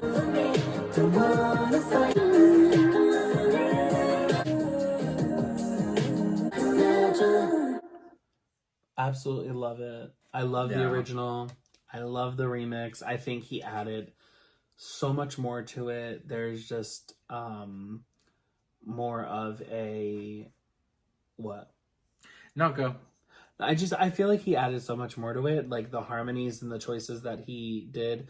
Also, you know, his part was rewritten, and I found out not by him. So that's just really funny. Like, I love his part, and I love what he did to it. I love all of the choices. I literally can't get over all the harmonies. 10. It's still a 9 for me. What is it? I just think he made it gayer. Something to stab you with. Yeah, no, I don't know. I just think he made it gayer, but like... Hey, listen, I loved it. I thought it was great. But I'll hold your hurt. How could I feel like complete? I like the acoustic a lot better than I like the actual version of the album. But yeah, I don't know. I like this version a little bit better. So I'll probably give this one like a 7.58. Wait, what? Hold on, wait. Say that again? I'll probably give it like a 7.58.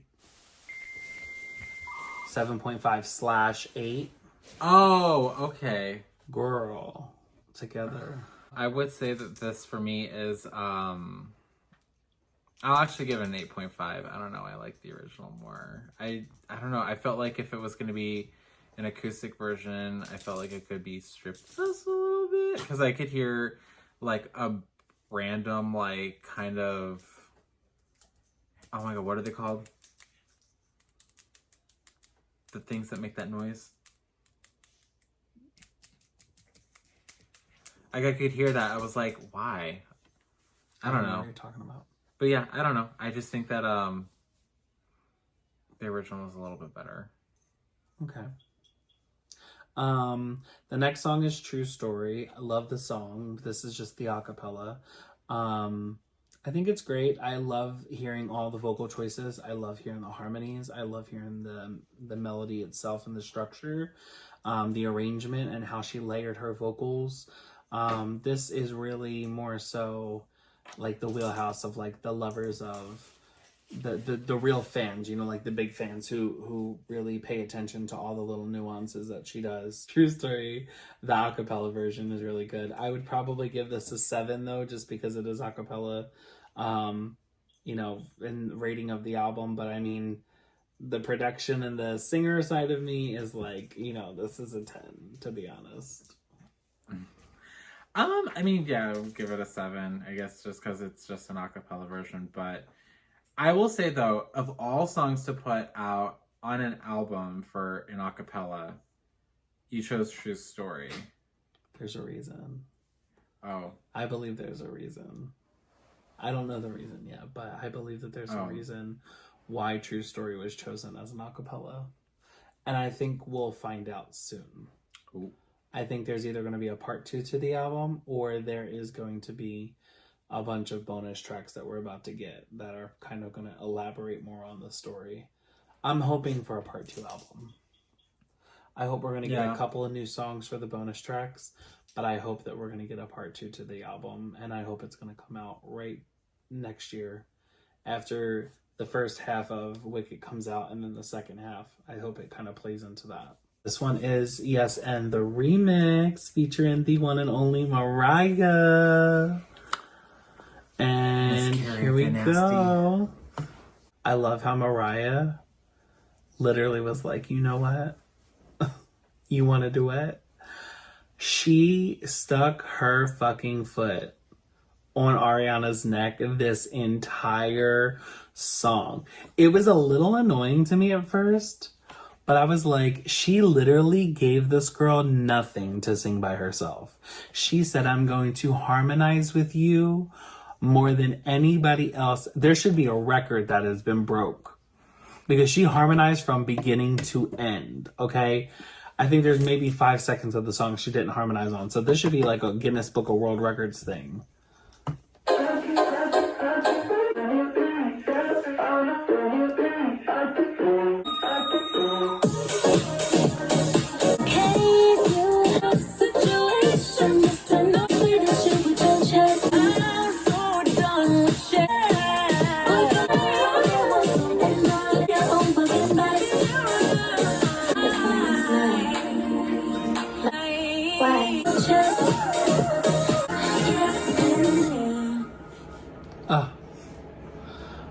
Fucking phenomenal. Like, literally, I love that song.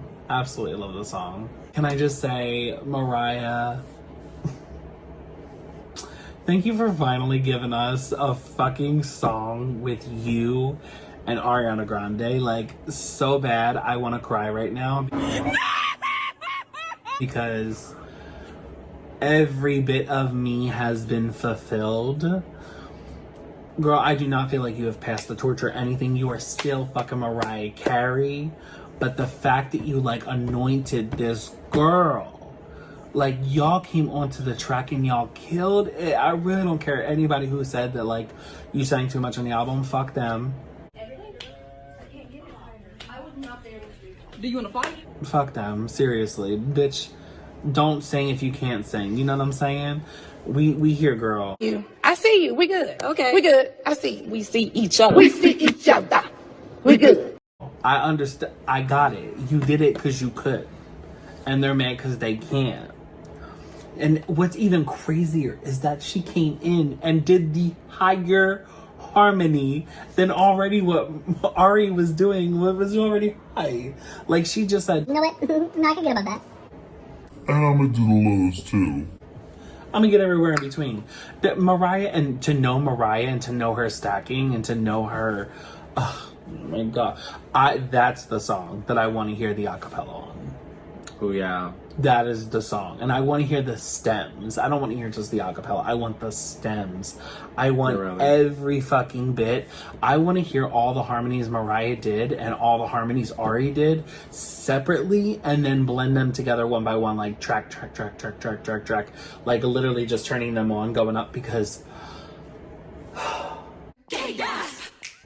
so good, so fucking good. Anyway, what did you think of the track?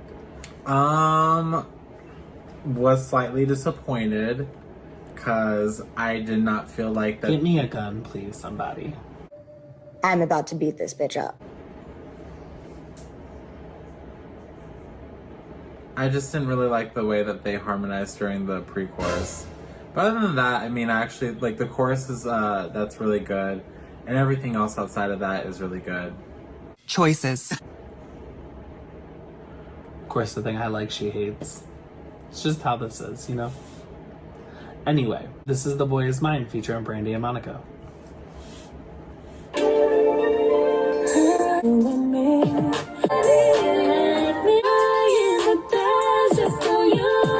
The fucking runs. Literally.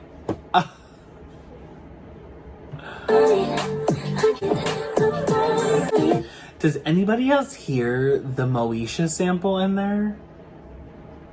Does anybody else hear, like, that kind of, like, where at the end of the show, like, she would kind of, like, debrief and, like, give, like, her journal entry? I'm really hearing that somewhere in there. I feel like they put it in there. I don't know. I don't know if it's just Brandy's voice, because Brandy's voice sometimes, like, you know, turns on those specific, like, memories. It's like memory unlocked. But, like, literally I'm hearing that, like, moment when Moesha, Brandy, would get on and, like, kind of recap what had happened. Like, ugh. Nostalgia. Gotta be a reason why I was made for somebody. Do you hear the vocal stacking of all of them? There's the main, The Boy Is Mine, being sung on the chorus, and then there's Brandy, Monica, and Ari all harmonizing, stacked in the back of that. Oh my god. I told you once before, I tell you once more.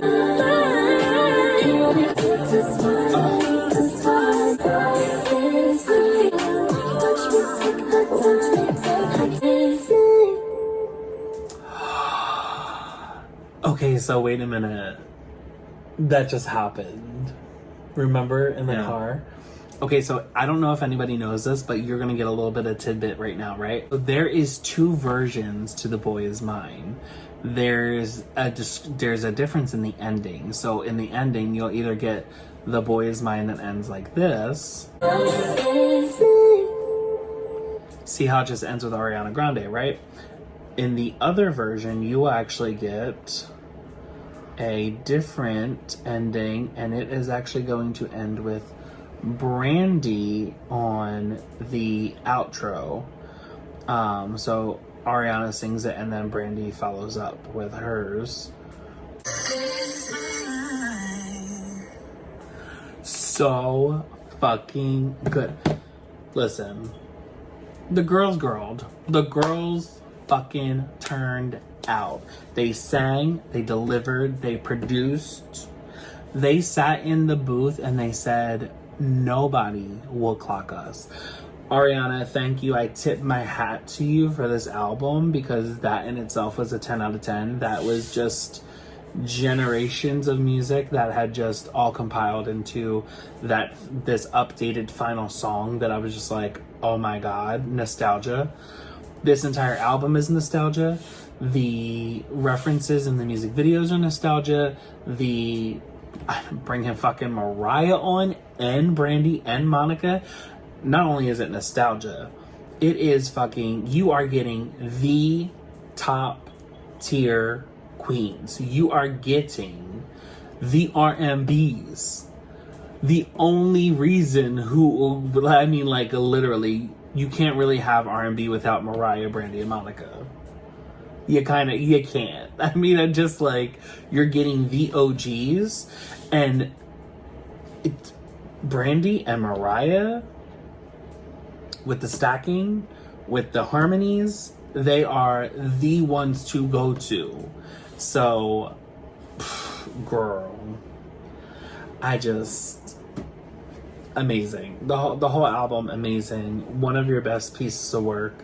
And I am so excited to see what happens with this deluxe album. If we ever get it, hopefully soon. Oh, I think we're gonna get it.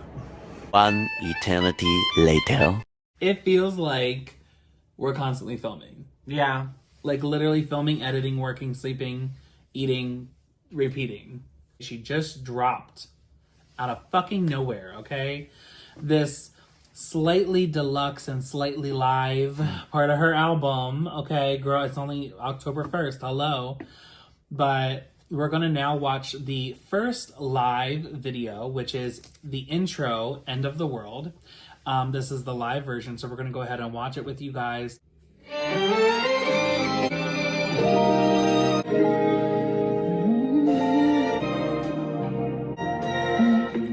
I cannot tell for like 5 weeks.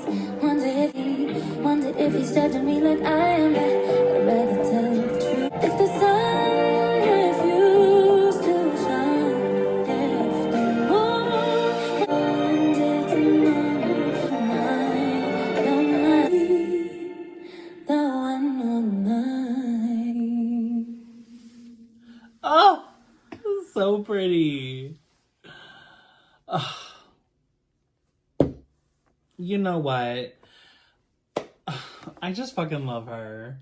Like, literally, I feel like we could literally be the best of friends.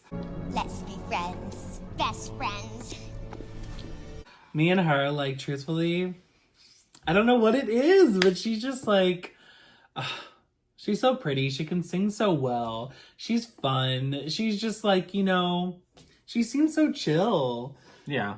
And we just watched the lie detector test between her and Cynthia, and we're fucking dying. Like, it was absolutely hilarious. I cannot wait to hear this live in concert.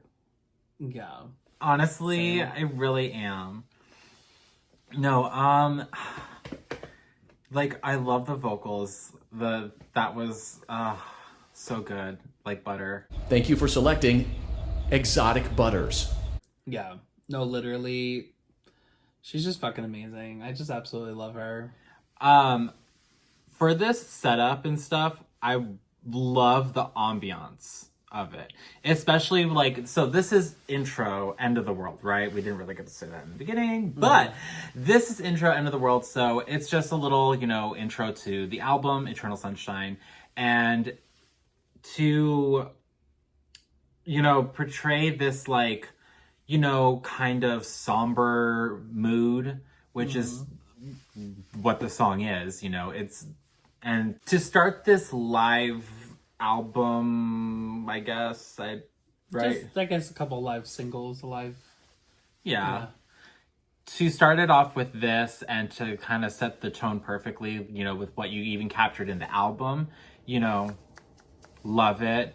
I loved all the instruments that were being played in this. I thought it was really great. She looks beautiful. I love this dress on her. I love the makeup. Yeah. No, I think it's really great. Yeah. If I had to grade it, 10. Really? Okay. Yeah. I'm gonna give it a 9. Okay. I'm gonna give it a 9. I think the vocals were absolutely superb. I think she looks absolutely amazing. Again, yes, I agree with the ambiance and the way that everything is set. It all looks great. I think, though, for me, you know, this performance versus other performances that I've seen from her, like, I would maybe want a little bit more. This is kind of giving me like that 10th anniversary of the first album. Okay. You know, live performance, which I didn't really like as much, but I'm liking this a little bit more. But yeah, I don't know. I would say 9. Okay. Yeah. Plus, it's also only 1 minute and 45 seconds, which I feel gypped. I mean, listen, I think I said this before in the album reaction, but I still want more of this song. I really do. I want more. It's so good. I want a full length of this song. Yeah, I agree. It's not fair. We are about to dive into the live performance of Don't Want to Break Up Again.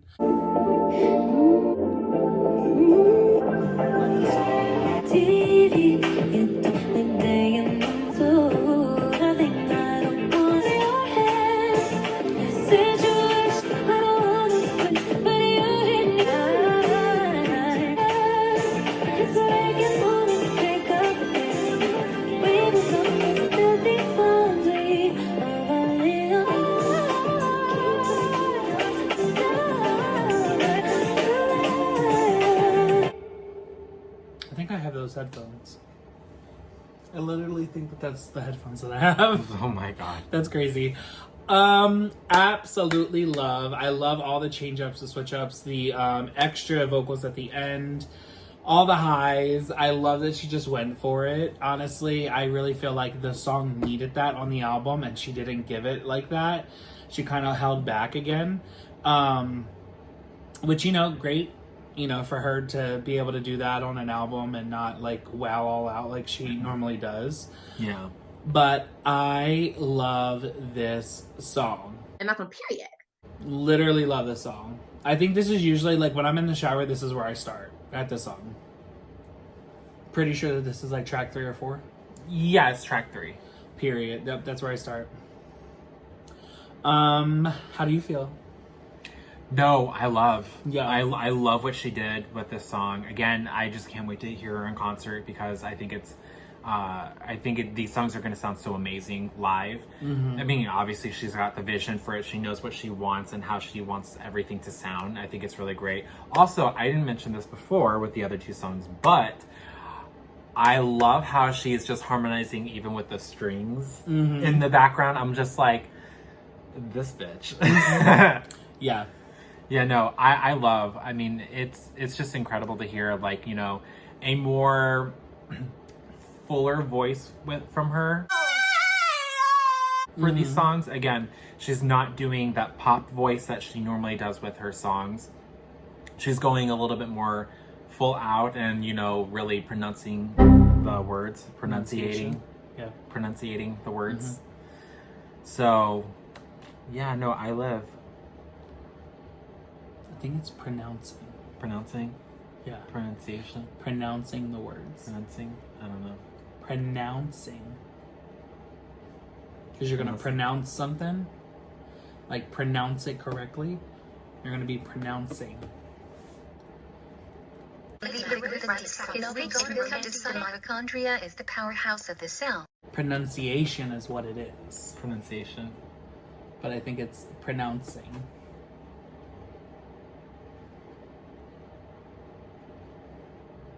She's just doing a really good job at singing. She said pronunciating, and I'm like, yeah, I don't think that's the word, actually.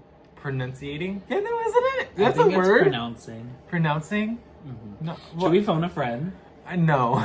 Let's phone a friend who is like really good at grammar and see like if we... Is it grammar or would it be spelling? Girl, Could be grammar. English teacher. Who the fuck is an English teacher at this point? Yeah, no. I'm over it. Yeah, no. Who cares? Anyway, you know who we could call? Sergio. I feel like that's who you were talking about. That bitch anyway. would know. That bitch would know 100%. Yeah, no. Grade. What would you rate this? I'm gonna say a 9. I actually am thinking I'm gonna give it a 9.5. Period. Just always trying to be one up in me. Next time I'm gonna have you grade first.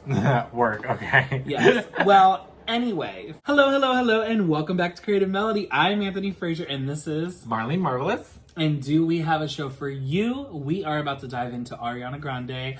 I know you guys are probably tired of it now. It's been about 3 weeks, but guess what? We don't care. Ariana just released this whole, you know, slightly deluxe plus live album. So we are diving into that. It has now been, I don't know, a couple of days.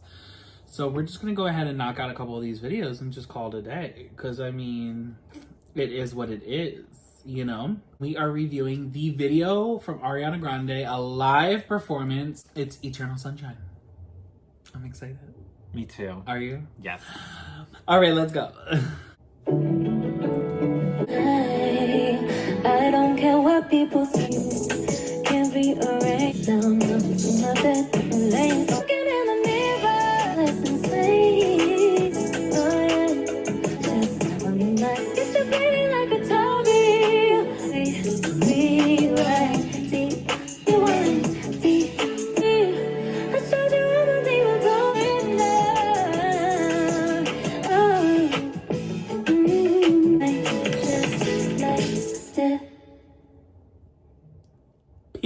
Period. Oh my god. Is she bad at anything? Literally, can she be horrible at something? I don't know. She's like literally perfect. I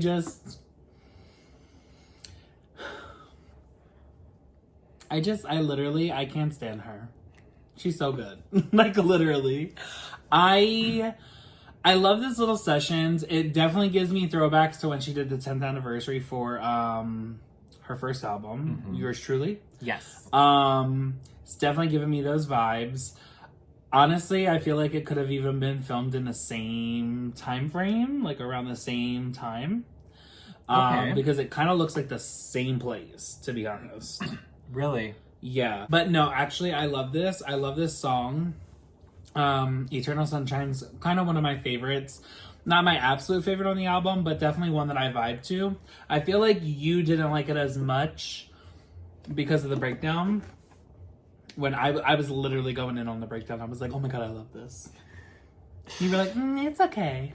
Yeah, I mean, I don't know, like, I guess now, like, over time, I've given it more of an appreciation for what it is. Mm-hmm. Because I think I see, like, the point of how she structured it for the song. Mm-hmm. And I like it. You know, I like it for that.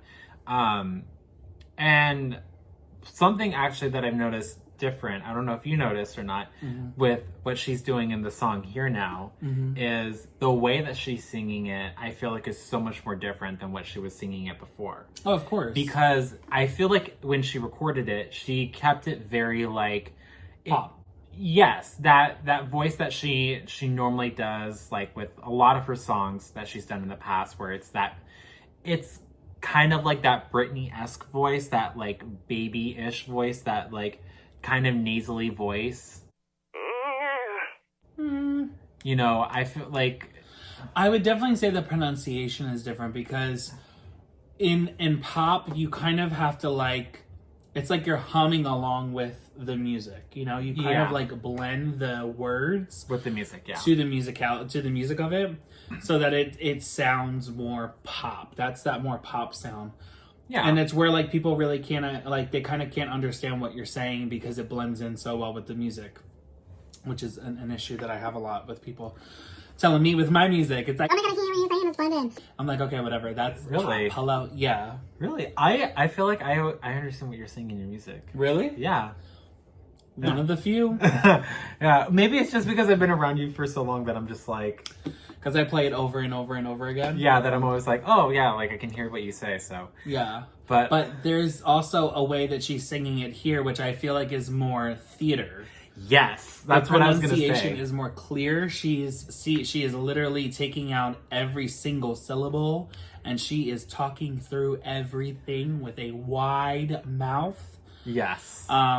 Whereas before she was like, you know, kind of like, yeah. And now it's like, you'll be the first to say I'm sorry. Yes, yeah. No, that's something that I really noticed too. I was just like, when in here, she is singing it very clearly. Like, you can hear every like syllable pronunciation of the words that she is saying. She's opening her mouth. And I think that that's just so cool, because honestly, this kind of makes me like the song more. Always gotta leave it to these ones, you know? These girlies out here who, you know. I like the song by M.E.L.O.D.I because I can hear it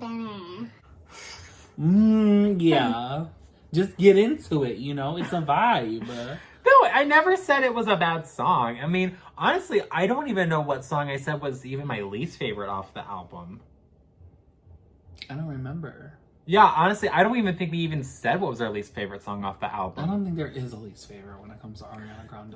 Well, I don't know about that. Oh, no, actually, never mind. I know what my least favorite was. Hold on. Yeah, wait. It was Imperfect for You. Yeah, no, you said Imperfect for You was probably your least favorite song. I don't know, but like, that's the thing, like, maybe it's in the beginning, but even then, like, it's not that I think that they're bad songs. I just think that the album itself gets stronger and stronger with each song as it plays. Agreed. So it's not, again, it's not a bad album by any means. But yeah, I don't know. I really like this. I really like the way that she performed this. I think everyone did an amazing job. It felt like, you know, everyone played their instruments very well. I really, really, really can't wait to hear her in concert to perform these songs, because I will lose it. I already know it. Yeah. I honestly, I will say about the way that she's singing it here, like, I feel like when artists sing like this in the more theatrical style, more in the, I guess you're going to say, like, classically trained style, it's a lot less singable for the general public. You know, for the people who can't sing, including myself, it's a lot less enjoyable, because you can't sing along, you can't hum along, you can't do, you know, enjoy the songs that you want the most with it. I will say also, and I don't even know if I brought this up when we did the album, but I really feel like she held back in that album a lot. No, you vocally. said it. You did mention it. I did say that? Yeah, you did mention that. You did. And I feel like here, she is just going all the fuck out. She don't care. She's like, you know what, bitch, I'm Ariana Grande. I held off because you bitches couldn't sing and keep up with me. But now I'm gonna be the Patti LaBelle, bitch. Okay? I don't need no goddamn background singers. I'm gonna have myself. Yeah. No, she's Mariah Carey saying, if you feel me, sing the song. If you feel me, sing a song.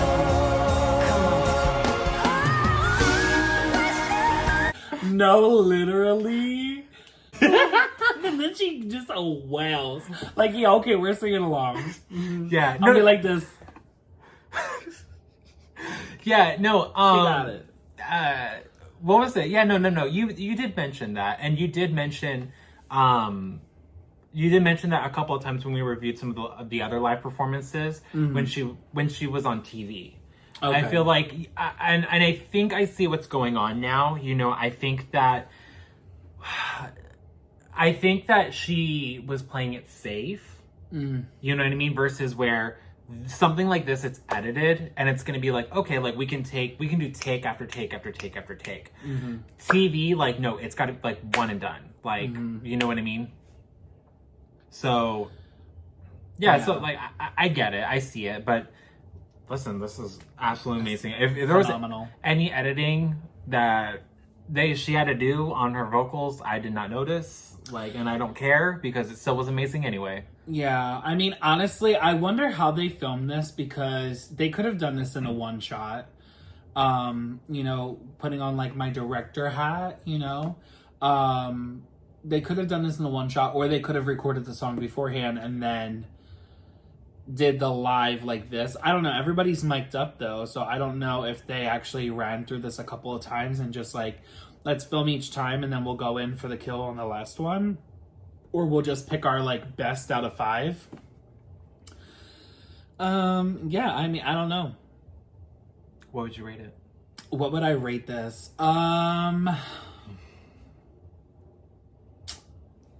Probably an 8 or 9. Really? Okay. Yeah. I'm actually gonna give it a 9. Period. Go ahead. Go ahead. This one actually is going to be for Think Supernatural? Yes. Your favorite song off the album? Yes. Well, Supernatural and then one other one.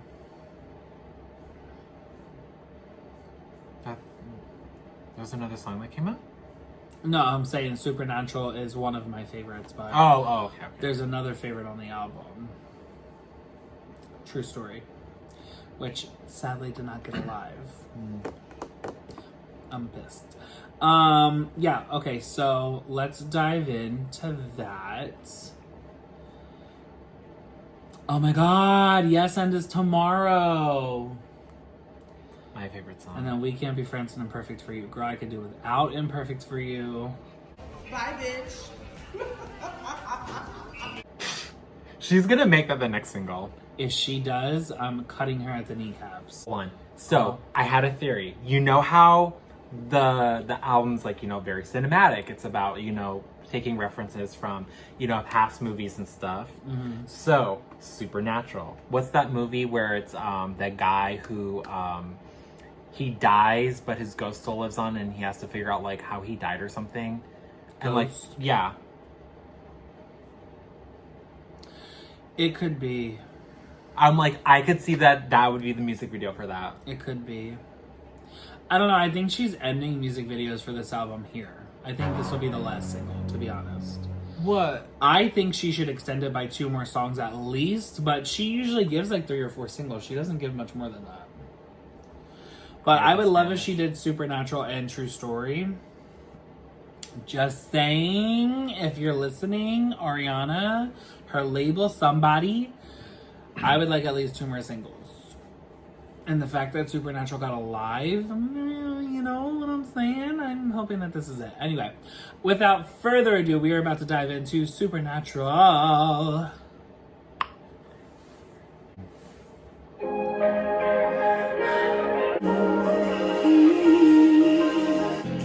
It's crystal clear, and I do want you to make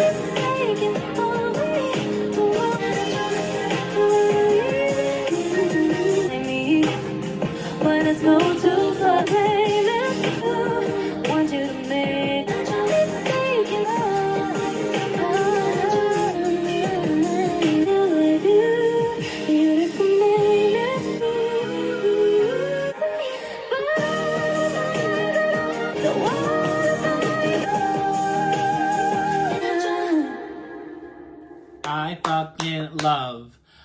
Oh my god, bitch, if that's not the next single, I swear to god I'm gonna cry. Like, literally, that song can do no... Like, Max Martin, genius. That song can do no wrong. I'm so sorry. That's like Lucky, that's like Stronger, that's like Oops, I Did It Again. You know what I'm saying? It's just like that. It's that earworm. No! Not the ballworms! It doesn't have all the production behind it like those songs do, you know? Mm-hmm. It's just catchy. It's catchy. It's there. It's in the pocket. It's like an R&B, like just, like that vibe, that tender vibe. And then like hearing it in this live presence like this, oh my god, I just had an idea. What if she went and did like a fucking small intimate tour? Like small, like the Van Buren. Yeah, kind of like how when Gaga went around was promoting Joanne at first. Mm-hmm. Yeah, when she did the like performances at the dive bars and stuff. Yeah. Yeah. Britney did it on her Blackout. Yeah. Britney did it for Blackout. She actually went right before the album dropped and did House of Blues tours and did like 5 of them. Literally tickets sold out the fucking ass like right away. And yeah, fucking amazing. I think she did 5. It was called the Eminem's tour. Yeah. Mothers and Maternity. Okay, so honestly, this gave me a lot of goosebumps. Yeah? Yeah. Mm. Honestly, no, I love this. I think I know something about picking out a single. Go ahead. Yeah, no. This was giving me goosebumps. Honestly, I loved it. Also, the editing that they're doing on like these videos and stuff, and like all the camera angles and cuts, I love it. Especially on this one, the zoom in. Yeah, the zoom in at the beginning with like that weird filter. Yeah, the grainy filter box. Yeah, no, that's so cute. If I had to rate this, I'm gonna give it a 10. A period. I am gonna give it a 12 because I absolutely love this fucking single. Period. Jesus, hear my prayers, make it a single. I love this song. Love, love, love, love, love. This and True Story, I'm telling you right now. Next singles. Please. Oh my god, I cannot wait. Especially with the Troye Sivan version too, like he really adds something to it because then you start to hear all those like low harmonies that he matches with her, and it's just like they blend so well. But honestly, I don't even need him on the remix. I don't need him on the remix. He could be on the remix, just not in the video. Ooh. You know, he could be like one of them extras like Brandy and Monica was, right? But it doesn't need to be his version in the single. I know y'all feel me. By the way, she is beat to the gods on this. Who the fuck did her makeup? Yeah, really. I know it wasn't her. Because this blending is beyond, girl. By the way, did you see the new makeup that dropped from her fucking line? No. The Wicked makeup? Oh, yeah. I didn't get to really like look at it, but With I the do whole know... set for like $200. Ooh. The whole set. No, literally, it's really pretty. This one is Yes End. My favorite song. No, literally. It really is this one's favorite song. I mean, what about We Can't Be Friends though? No, I love that one too. It's such a tie between those two, but if I want to like dance and be happy, it's Yes And. If I want to be sad and in my feels, it's We Can't Be Friends. Period. And we cannot be friends. I'm kidding. Anyway, without further ado, let's go ahead and dive into this right now.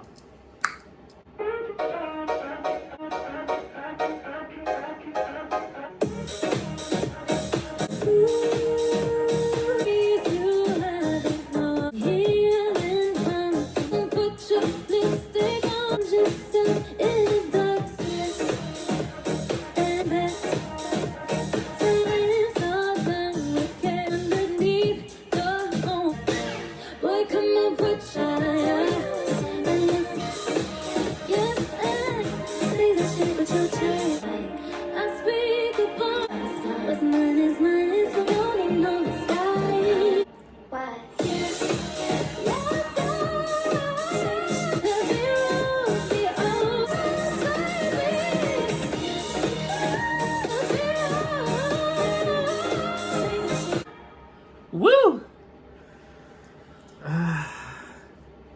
Honestly, that was so good. Yeah. That was really, really good. No, I live.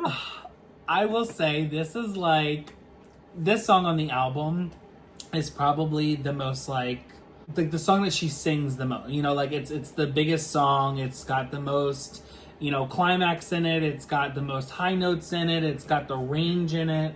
I was honestly like, when you listen to the album, you're kind of like, there's not a lot of other stuff that kind of like goes into that like normal Ariana Grande like sound and like height with the vocals. Yeah. And I feel like, you know, this one was like kind of like, oh, well, compared to the rest of the album being performed live. And I honestly think that this is the first time that she's performed this song live. Yes, you actually did say that before, that this is the first time she's ever sang this live. Yes. So seeing it finally live, I'm kind of like, I mean, listen, it's Ariana Grande. We know that the bitch can sing. Hello. Duh. But it's also like seeing the live version versus the album version. It's not too far off. There are a lot of similarities. Like 90% of it is similar. But the 10% that she changed and made a bit, you know, different. Yes. I feel like it's kind of better. Oh my God. I have, and I'll never do it again. Really? I kind of prefer it. There's a few things in there where I'm like, okay, girl, we could have had the whistle, but I get it. Listen, the throat could be like, you know, strained, girl, strained. I'm over here like, I just hit an Ariana Grande note, bitch. no. Absolutely not. I don't know. I love this. I love these like more intimate visuals. I find them really like inviting, and like you feel like you get another side of the artist that you don't normally get all the time. And like now everybody's starting to do them more often. I see Camila Cabello has another one that she just came out with. Like, right? You know, a live version from this so-and-so place. I feel like sometimes it's overdone a bit much, but you know, when it's like stuff like this where you get like these like random one-offs that you're like getting these little like tidbits, these little like special, like, I don't know, they're like little like special like free gift with purchase. You know what I'm saying? Yeah, like a little chicken nugget. I don't have enough money for chicken nugget. No, definitely not a little chicken nugget. As for this video though, I'd probably rate it more based on the performance part of it, not the visual part of it. Okay. I'd probably rate it the 9.5. Okay. I'd probably definitely say 9.5. Almost 10. Almost 10. There was a few things that I kind of wish that she would have done, but again, I get it. Yeah. When the vocals is vocaling, you know. The girl was probably sitting here like, how many more times we gotta run this goddamn song if y'all don't get this shot? So this video one take. I love this. I absolutely love this. It makes me want to see her live in concert. I keep saying that every single performance that we watch She's with so her. good live. I know. I'm So like, good I can't wait to see this. And I mean, listen, I already know she's gonna put on a production for this. Oh yes. Like, especially like from the music video, and like I just know she's gonna find a way to bring it life. You know what I mean? Like, I can honestly see this as like the closer to like the whole concert, which I'm sure everyone would lose their mind to. But like, yeah. It's so funny you say that because every time she has like the lead single, I feel like she always makes that the closer single. Really? For Okay. every single tour. Okay. Yeah. Yeah, no, honestly, but that's the thing. I think it's just because she picks out like the great songs to be the lead single. You know what I mean? Like, it's such a great song to be the lead single to, you know, hear live at the very end. Same thing what I think with like, what's the song I don't like? Thank You Next. No, I love Thank You Next. Oh, the song that you don't like, No Tears Left to Cry. Yeah. Fuck my drag, right? It's like No Tears Left to Cry, or even like like Thank You Next, or even Positions. Like, I would think that those are good songs to end like a concert to, you know, after hearing everything. Although I would say maybe Thank You Next and Positions I would probably hear maybe like towards the middle of the concert, or towards the, like the middle end of the concert. I would think off the Thank You Next album there are some songs I like, maybe Break Up With Your Girlfriend, or what's that other song? Seven Rings. I would say Seven Rings is probably a good one to end a concert to. Positions. Have you never seen the Netflix special that she did? No. Oh my god. Sir, you need to watch. Oh, it's so good. She actually gets a phone call. Well, the manager, Scooter Braun, gets a phone call from Mariah that Mariah asked for Ariana to be in it. But there's a clip where literally Ariana's getting this call and she goes, oh my god, did she really ask for me? Like, did she really, like, ask? Because for so long, people have been putting Mariah and Ariana together. Yeah. And Mariah's always like, don't compare me. Yeah. And so there's been a little bit of like, does she like her? Does she not like her? And then when she like asked her to be a part of it was like to sing this like, All I Want for Christmas. Yeah. And do like a huge celebrity version where like they went into each person. Yeah. But yeah, she asked her to be a part of it and she was like, oh my god, she does like me. And my heart broke for her because I was like, if Britney ever hated me, I don't know what I would do. I'd probably jump off my roof and land into a fucking pit of cement and just be like, bury me now. Seal the coffin. But no, seriously, yeah, you should watch it. It's really good. Okay. Yeah, no, but I mean, I guess, it would be a great song to hear to close. As far as for the performance, you know, I think it's really, it's really great. You can see the joy that she's having in her face. You know, she's enjoying performing this song. She's enjoying, singing. And I mean, it was kind of interesting because, like, at first, I don't know if you kind of noticed, but, like, the way that she was singing it at first seemed like, you know, she was like, okay, I'm going to sing it this way. Like, she had, like, a way in her mind how she wanted to sing it, right? Mm-hmm. Then, like, after the first verse, it sounded like she was like, no, let me actually, like, sing. Sing it, yeah. Yeah, that's kind of when it was like, okay, got it. You know, because, yeah, she had, like, you know, little riffs, little ad-libs in there that she was doing in the beginning. But then, like, we get to the first verse, it sounded like she wanted to stay true to the song. You know what I mean? To what she released. And it sounded like she was like, no, I want to actually, like, go all out. You know, I want to showcase my vocals and show what I can actually do. Because, like, it was like, that's what she was doing before. So it's like, why? I think she kind of, like, had a moment where she was like, why am I toning down myself? But I know I can sing. So see, I feel like it was different. I feel like she went more in the stage, what is it, Broadway-esque, you know, way when she first approached it because she had more enunciation. Yeah. And then, like, as she got to the climax, she was just like, I'm just gonna wail and do the whole fucking thing. Like, yeah. I'm gonna do what I want. I'm gonna add these little new things and these little nuances, these little Ariana-isms, and call it a day. But I mean, well, yes. Oh, yes. I agree with you on that. I'm just saying in the first verse, it sounded like she had this idea of what she wanted to do at first. Then afterwards, she was like, nah, I'm going to sing. Yeah.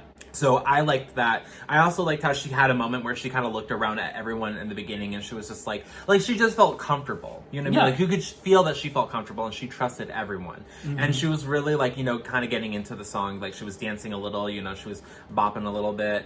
And, you know, like, you, like, literally even just, like, this cover, like, you see the joy in her face. Like, she's happy and she's ready to sing this. Like, yeah. You know, so it was a really nice performance. If I'm going to rate this, listen, I'm sorry, it's a 10. I love this song. It's a 10. I love it. I even love this performance. I want to see her live. So, yeah. Mm-hmm. And listen, as far as for the visuals of this, like, it wasn't anything really special. The angles were fine. They were okay. You know, you showcased everyone and, you know, what they were doing and, you know, who everyone, you know, like, just everyone playing their instruments and whatnot, getting shots of Ari. There wasn't anything special, like, with Supernatural, you know, where, like, they had specific shots and specific editing to, you know, everything. And it made the performance even cute. Like, it made it really nice and even more fun to watch and enjoy. But I don't feel like she had to do that on here. And I'm glad that she didn't. I'm glad that she just kept it simple. And, you know, she just showcased her vocals and what she was doing. So I'm actually going to give you a little bit of an idea that I had of why they edited Supernatural so different than the rest so far. And we'll see if it keeps going. But I have a feeling like she did this, right? She was like, oh my god, let's go ahead and put out a visual for Supernatural because it's going to be the next single, right? She like chose it, like said it's going to be the next single, blah, blah, blah, blah, blah, right? Great, it's a burner, it's going to do well, it's right before Wicked, we're good to go, right? Mm-hmm. But I feel like she didn't want to do a full-on treatment for the music video. I feel like she just wanted to do something simple, something to get it out there that's going to be edited. Okay. I feel like Supernatural was done first, And what they did was they were like, you know what? Let's do a few songs, kind of get you warmed up, get you into your thing, right? Yeah. And then we'll go through and we'll do Supernatural like last or whatever. And then this way we can go ahead and put that out. And then after she saw all the edits of it, she was kind of like, you know what? Let's just not just put out this. Let's just do like a couple of them, put them on the album as like a deluxe edition, and then call it a day. And then we could still put that video out as the music video. Yeah. For Supernatural. I have a feeling that that's what happened. I really do, because she's super busy. She's going to be super, super busy with press. She really don't have the time to do all that. Yeah. So I just feel like that's probably what we did and what we got. But I'm honestly just happy that she went a little bit further and said, let's film all these songs instead of let's just film one, call this the music video, when literally the rest of the fans would have been like, bitch, you could have recorded a couple of songs.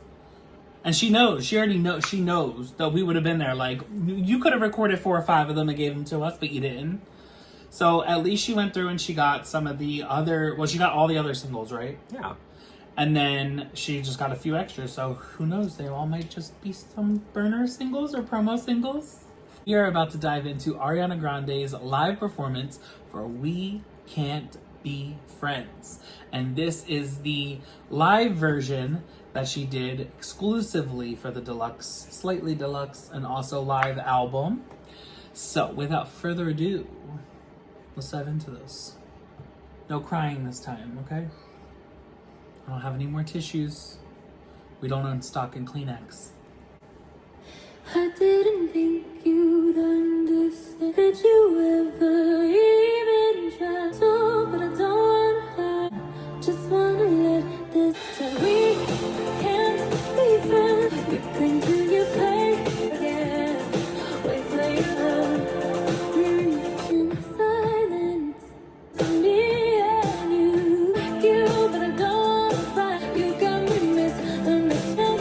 Be friends, but first then wait for your love. For your love. Maybe not tonight, but it feels so sweet. Now it's only me. Can't be friends, but I do you pay first. Yeah, wait for your love.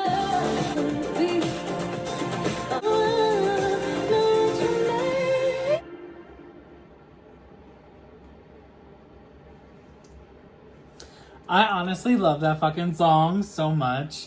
And I truly, truly, truly appreciate how she started this, just vocals, and then built into the strings, and then went on to the production. So when you're performing live on stage, you know, a lot of artists, label artists more in particular, independent artists usually don't have the funds to be able to do this because inner ears cost a lot.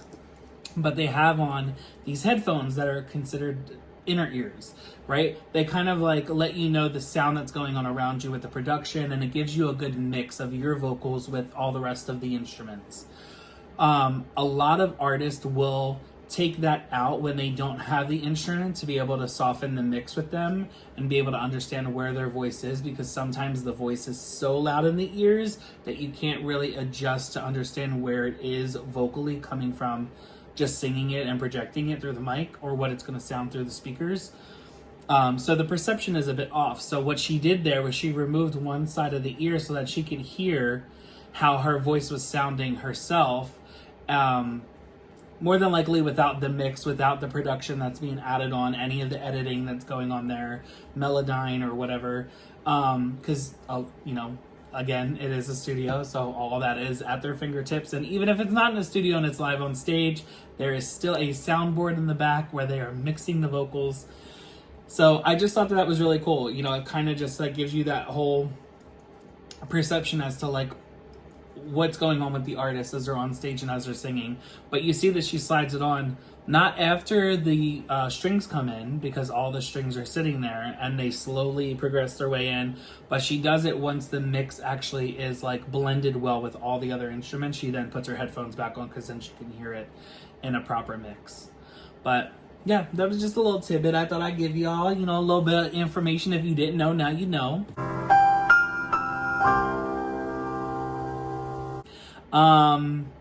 I don't know. I absolutely love this performance. I love her vocals. If I'm gonna, okay, now this is a song where she's performed it live already, and she's also performing it here. I feel like this is a much different, not much different, but like it's slightly different the way that it's altered. If I'm comparing this to like, let's say the Saturday Night Live one that we've done, Yeah. you know, I would prefer the Saturday Night Live.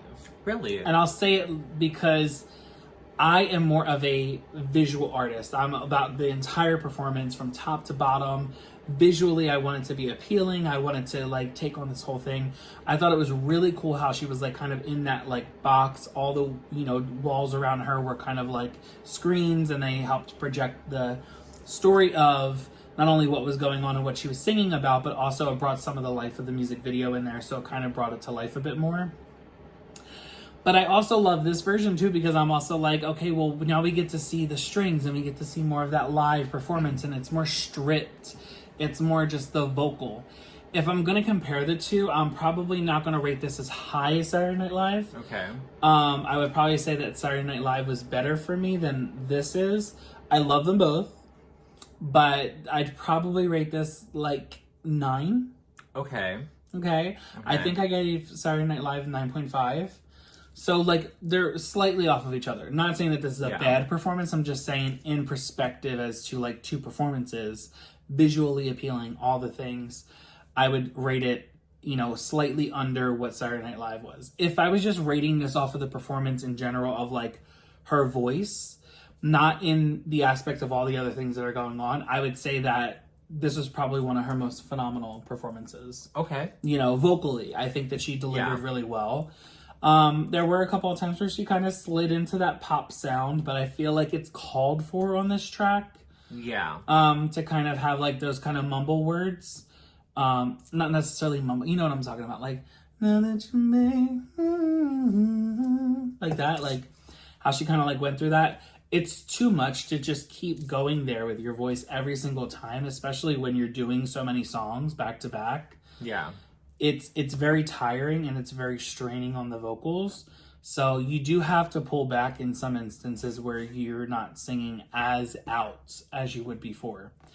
And this, I feel like she really has no backing track going with her. Where are my background singers? Woo! You know, you're really not hearing much of a backing track. It's all pretty much live. Whereas when she's on tour, she can kind of fall back on the choruses, because the choruses are built into the track. She can kind of fall back on, you know, some of the ad-libs, because the ad-libs are built into the track. Or whatever, like however her mix is done, she can kind of play with that and kind of give some alleviation from straining her throat as much. Whereas this is probably, I don't know, she probably recorded each of these songs 3 or 4 times to get all the different takes and the, you know, angles. So I would just say she's probably been through it at this point, and if she went in order of the album, which I don't think she did, but if she went in order of the album, she's probably towards the end of the night, where she's a bit more tired. Not saying that you can hear that vocally, but you can also hear that she's pulling back a bit more in this performance. Well, and to be fair, if she did go in order of the album, Yes and would have been the first, like would have been before this, and what she did vocally on Yes and was a lot. So I would agree. Yeah, she probably is feeling, you know, a little tired from, you know, having to sing a lot, you know. So yeah, I could see that. So I actually really like this. For me, it's I see what you're saying visually, because if I had to compare this to Saturday Night Live, I will say I liked Saturday Night Live's more. I'm actually going to give this a 9.5 just because the thing is, for me, I'm going to take this as what it is. This is just a sessions. This is, you know, just, you know, we're here, we're going to listen, we're just going to perform, you know, and I like it. I really like that. You hear her vocals, and that's the main focal point, is the vocals. You know, they have the lights in the background, you know, flashing a little bit, and I mean, that was cute. And I did notice that with her taking out the headphones, she's not just done it in this one, she's also done it in the other videos as well. I've seen her, you know, as I'm editing this, I'm like, oh, like, you know, and I'm putting in the little clips of her performing, I noticed that she'll like push it back, and I'm like, oh, she's probably just trying to hear, you know, herself. Yeah. So I see what she's doing, and there's that. And yeah, I felt like a lot of everyone played their instruments very well. You know, it was all very beautiful. This is such a beautiful rendition of the song, and again, like, can't wait to hear this live. You know, I can't just wait to hear this album live. That's the thing. I want to hear this album live. Ugh. We're about to bring you the last video from the live versions on Ariana Grande's Eternal Sunshine, Slightly Deluxe, and also live. Right? Yeah. This one is Imperfect for You. It is probably the song that I loathe the most off of this album. Stop it. Get some help. I've started to like it a little bit. Oh. A little bit. The live performances. So let's hope that we can keep that up with this one. Without further ado, let's take a listen. My bones in the backseat, damn, but I'll hold you. How goes fucked up, anxious, stressed, but I'm not like that. 'Cause there's just a few we need the table, and that this was a habit. I'll never usually I love you like you need Bessie. Delightful, and we crash and burn if it rains. I met you.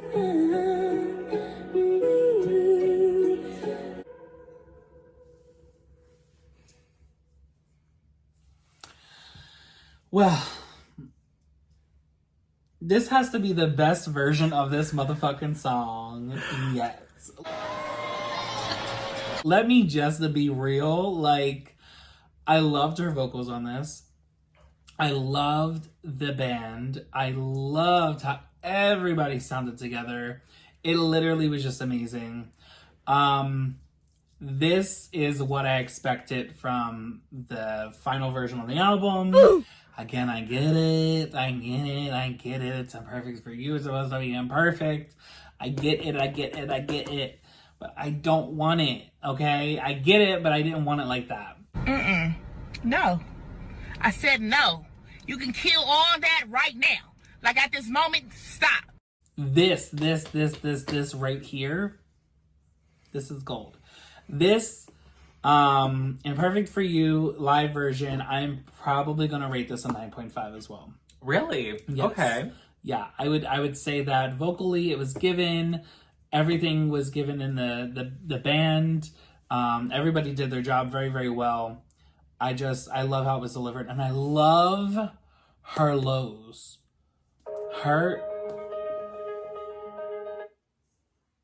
That was weird. Hello. I love her lows. Her low notes are so good. She is so comfortable in her lower register. It's just like, it's weird because she's so comfortable in her high register. And I actually heard something a few years ago that if you can sing really, really low, you can sing super high. Like you can broaden your range better if you can do that, right?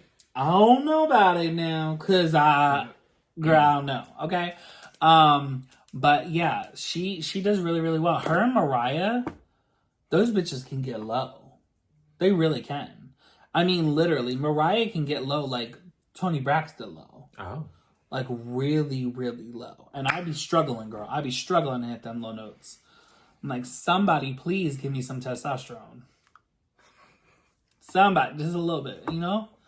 But anyway, how did you feel?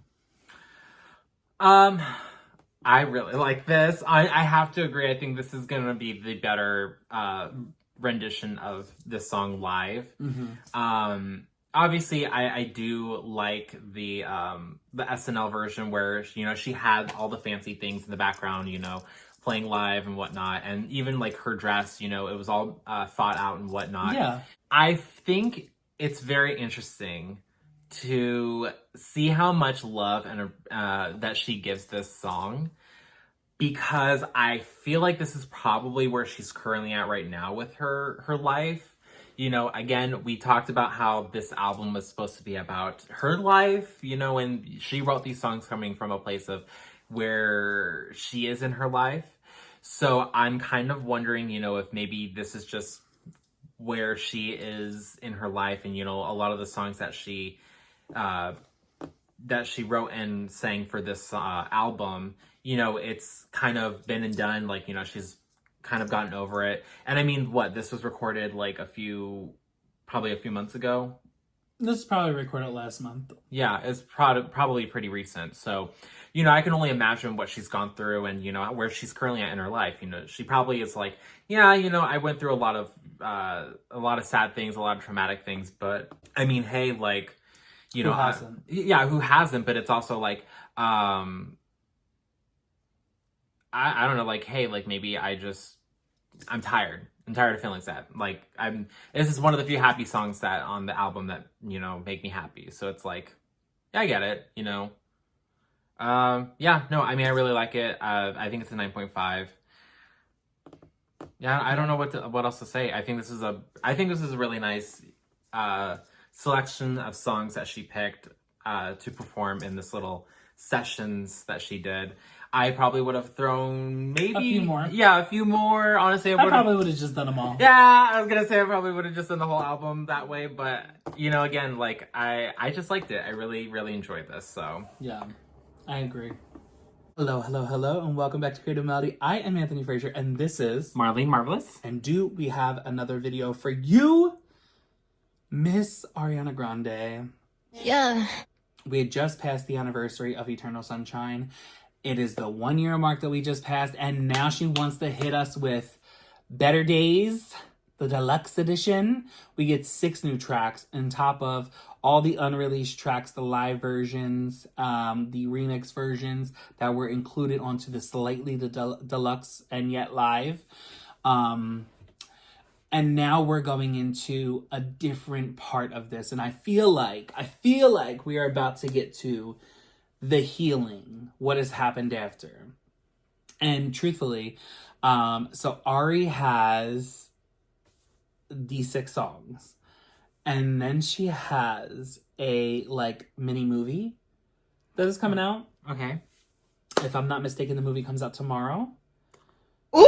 So we'll be busy, girl. We'll be busy. But here and now, we are about to listen to the brand new 6 tracks that are about to be added to this. Yeah, and I am super excited. It looks like we have the extended version of the intro, End of the World. We also have Twilight Zone after the intro extended, Warm, Dandelion, Past Life, and Hempstead. So, let's dive in.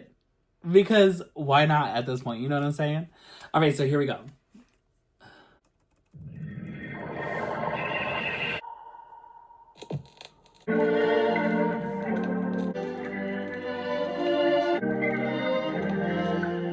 How can I tell if aren't you really supposed to know that you're about for like 5 weeks? Want to and smiling. Wonder if he's judging me like I don't care. True. Make it. If the sun will shine, we still be in love. If the moon mine, did tomorrow wouldn't be mine, you're mine. And did tomorrow, please pay no mind. Why don't change your mind? Be right here, would you sending you still like me? You don't regret nothing. Now you're long gone. Me, I'm still unpacked. Even allowed you on the. I broke your heart because I am the bad guy. 'Cause you started to realize I do need you. I wish I could unleash you. So.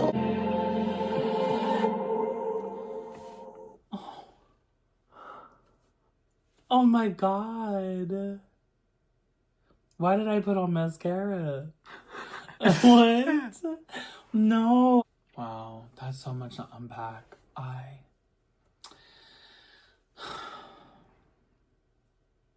I honestly love this song. I loved it before, and I love it 10 times more now.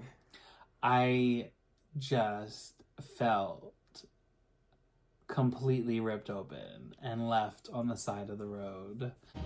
Oh, wow. For the fucking vultures to get me. That was a lot. I mean, obviously, okay, we know who this is about. This is about him, right? Cheater. You know, the one she left in California who was running around on her, selling houses and whatever. That it's just so crazy to like think that she went into that relationship. You know, you kind of think about it now, like, did she rush into that because of what happened with Pete, and because Pete was kind of the rebound from what happened with Mac, and then all the things that happened with Mac and Pete not really taking it seriously, it felt like, you know, and then just kind of like being there to like pick up your own pieces, like pick up the pieces of being judged by your own fan base, by people outside of the fan base. Your boyfriend is making jokes. Your ex-boyfriend had passed away and you're still in love with him, you know, and yet you're like, am I really in this relationship or am I not? And then you feel like you find a safe haven and you go to this safe haven just to find out that you were just a notch on his belt. That's it. It was just, you were arm candy. You were Ariana Grande, and he was selling houses. And truthfully, he was not cute. Not Ariana Grande cute. I'm so sorry, he was not. And it makes me sad to think that I'm sure she thought she felt like she found true love and that was her first marriage. And she's probably always going to say like, you know, I thought it was and it wasn't, you know, kind of how she did in Thank You Next. Like, yeah, you know, she wants to walk down the aisle one time. And if not, then at least she wrote a good song, you know? And now she has a whole fucking album based off of the marriage and the divorce. But yeah, I don't know. I absolutely love this. And it obviously triggered me. If you couldn't tell when I was listening to the song, it obviously transported me to a particular person and a space and time. So good job. Good job. Good job, friend. 10 out of 10. Yeah. Yeah, I agree. 10 out of 10. I really like the song. It's very, like, it's very interesting to see how she wanted to continue on with this song. But it's, like, it's contrasting, but it's also complimentary. Mm-hmm. It's so weird. It's crazy. It's weird, it's like the first half of the song is, like, it's almost like a conversation she's having with herself. Mm-hmm. It really is. Like, you think about it, it's like, here she is, like, asking herself these questions, right? And then it's almost like she's answering them. Right. Like, she's saying, well, this is why this happened. This is why, like, you know, I was doing this. Mm-hmm. You know? Also, the songwriting in this about, like, I like the part where she was like, while I jump into your skin and change your eyes so you could see things through mine. Like, that was crazy to me. See, I'm telling you, I have the mind of a I have the mind of a mastermind. What's that? I don't know, but you know, I'm so creative like that. Yeah, mine was, would you still be here pretending you still like me, pretending you don't regret not thinking before asking? Now that you're long gone in Cali and me, I'm still unpacking. While I even allowed you on the flight. I broke your heart because you broke mine.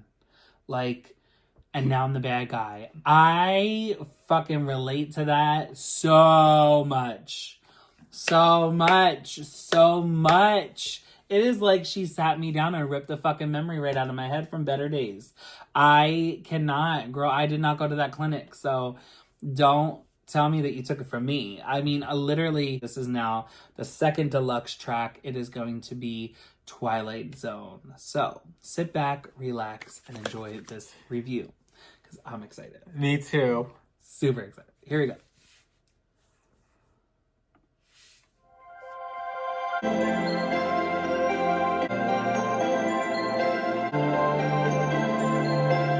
Next single, already, I can hear it. Dream the whole thing. Was I just a night? Different things. The lights on his thing. Best I acted, 'cause I had me wrong. She know you're not, 'cause I might go. Or was that just not? And like I'm still out of it, so strange. You know not that I miss you. You happen like I'm an option right here. When I call you, I won't leave. Taken our intention. Honest was a mask. Protect you. Not about you. Hope this might be, 'cause I'm not a fool. You're not who you say you are. Give her a call. I just not be it. It's not like you. It's so never do nothing to me. Sometimes I just can't. You happen like I am. 'Cause I'm right here. Be not that I call you. Sometimes I just can't believe you happen. I don't. Sometimes I just can't. You happened.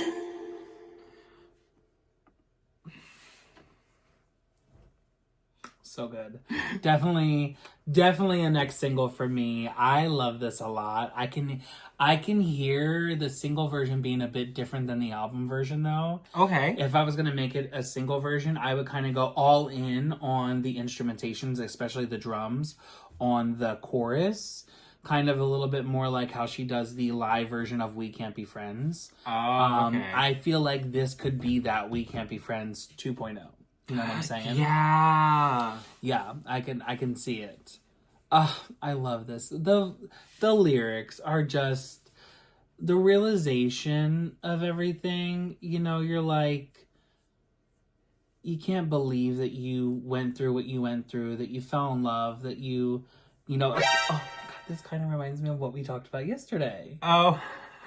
You know, and okay, so wait, hold on. So we had a conversation yesterday and we were talking about relationships and kind of like what you've been through, right? And I said how I was in a lot of relationships. I've invested a lot of my time into people that I thought were going to be potential soulmates and people that I was going to spend with for the rest of my life, you know, individually at each time, monogamously, you know? And I would put time and energy, help them grow as a person, learn how to cook, learn how to clean, learn how to do their own laundry, learn how to blah, blah, blah, blah, blah, you know, be an adult, kind of grow up, pay bills, do what they need to do. And then it's like you put all this time and effort into something and then you make them better for the next person that they're going to be with. And I just said like how I was kind of jaded because it's been more than a handful of people. And I'm like, I have been dating more than half of my life. I started dating at like 14 years old. I'm old. How old are you? 16.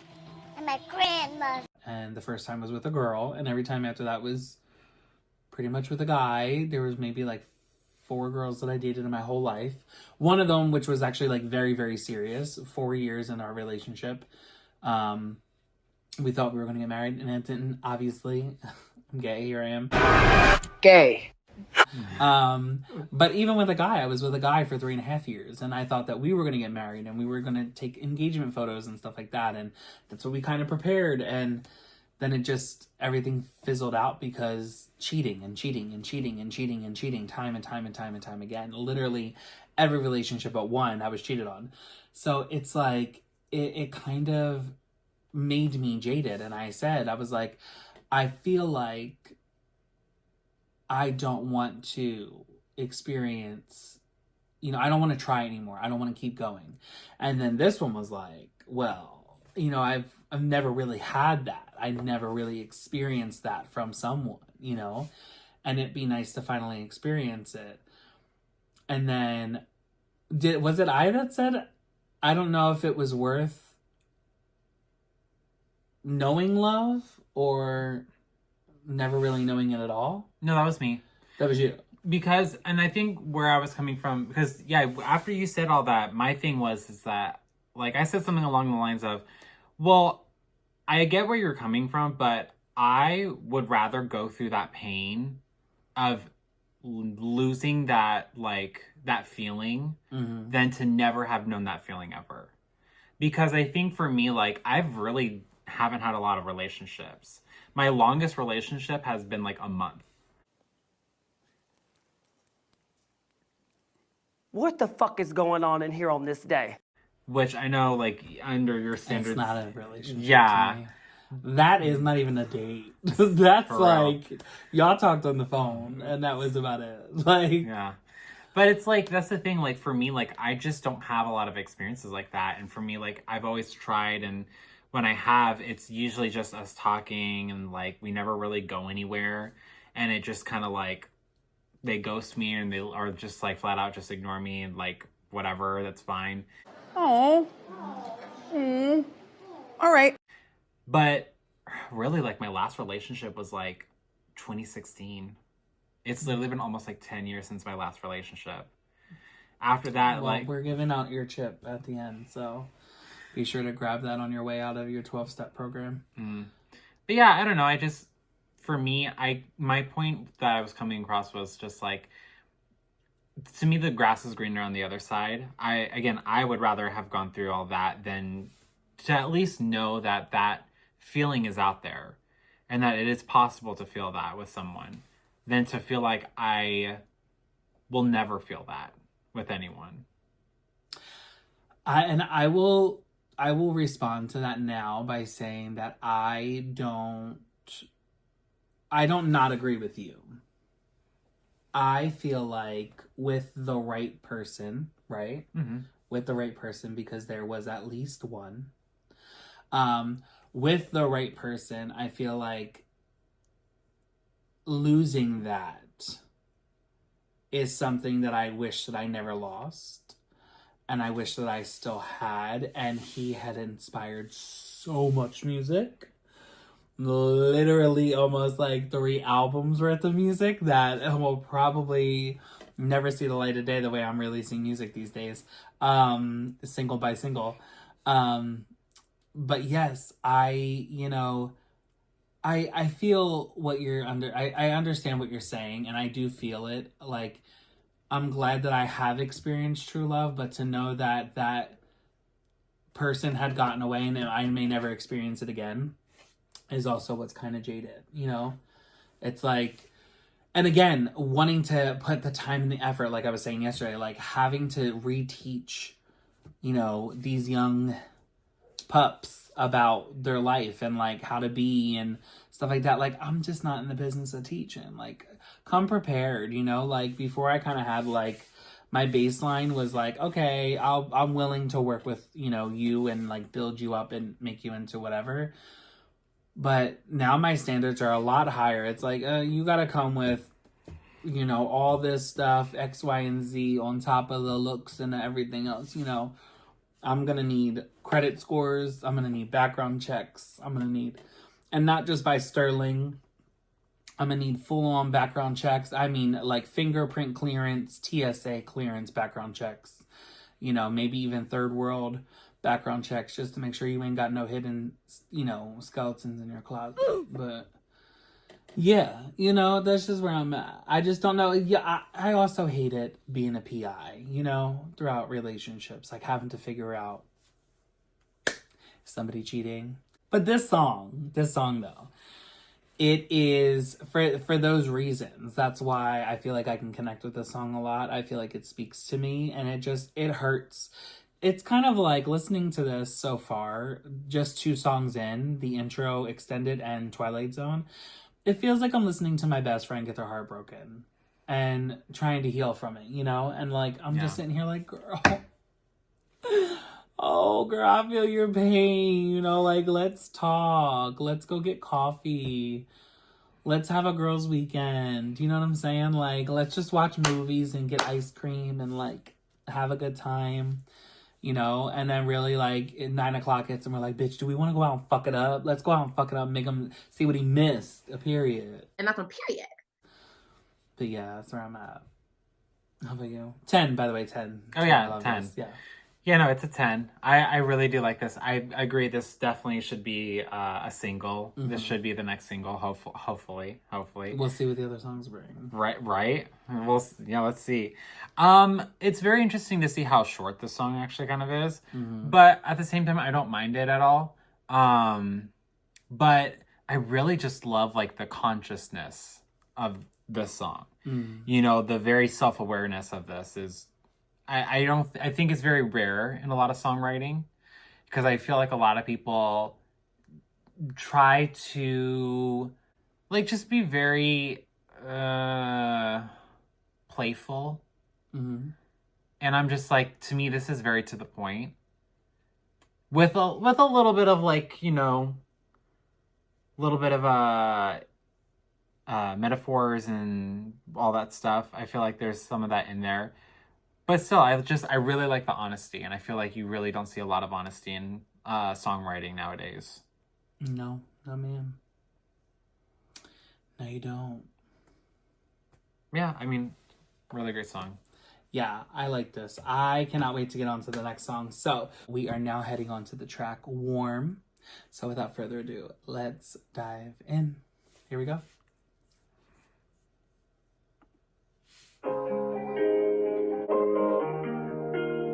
I can find my way, never need to stay. But no one to slip away. Right here at my bed. Meet me there when the access fails. I'm safe and sound. Come down. Ooh, my own. But it's warm in your arms. 'Cause it's nice to admit trouble. Happy. 'Cause it's warm in your arms. Have a quiet over, you turn the page. Will you let me what to do? That's the promise. If you dare be high when the access fails. Now I'm safe and come down. Go my own. It's warm in your arms. It's nice to unravel happy ones. So good, so close, like my lips. This is your invitation. If you pick me up, it's only this. So close, like a taste. This is your invitation. Meet me up. There's only this. So close, it's all in your arms. 'Cause it's nice to unwrap trouble. Happy, like 'cause it's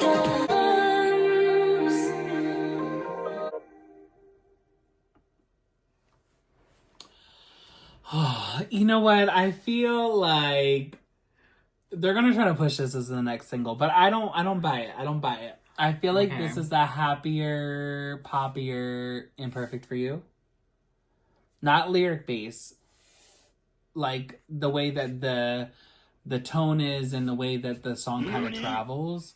I feel like if you sped up Imperfect for You a little bit, it would kind of follow the same rhythmic patterns a bit. But I get where she's going with the song lyric-wise. Lyric-wise, it's like she's moving on. You know, she's kind of like finding her place in somebody else's arms. Rebound or not, you know, this is the kind of the thing that she is looking for, you know, just to kind of be happy and feel safe. And she's describing what it's like to kind of fall in love a bit. I like it. I'm not 100% sold on it, though. Excuse me,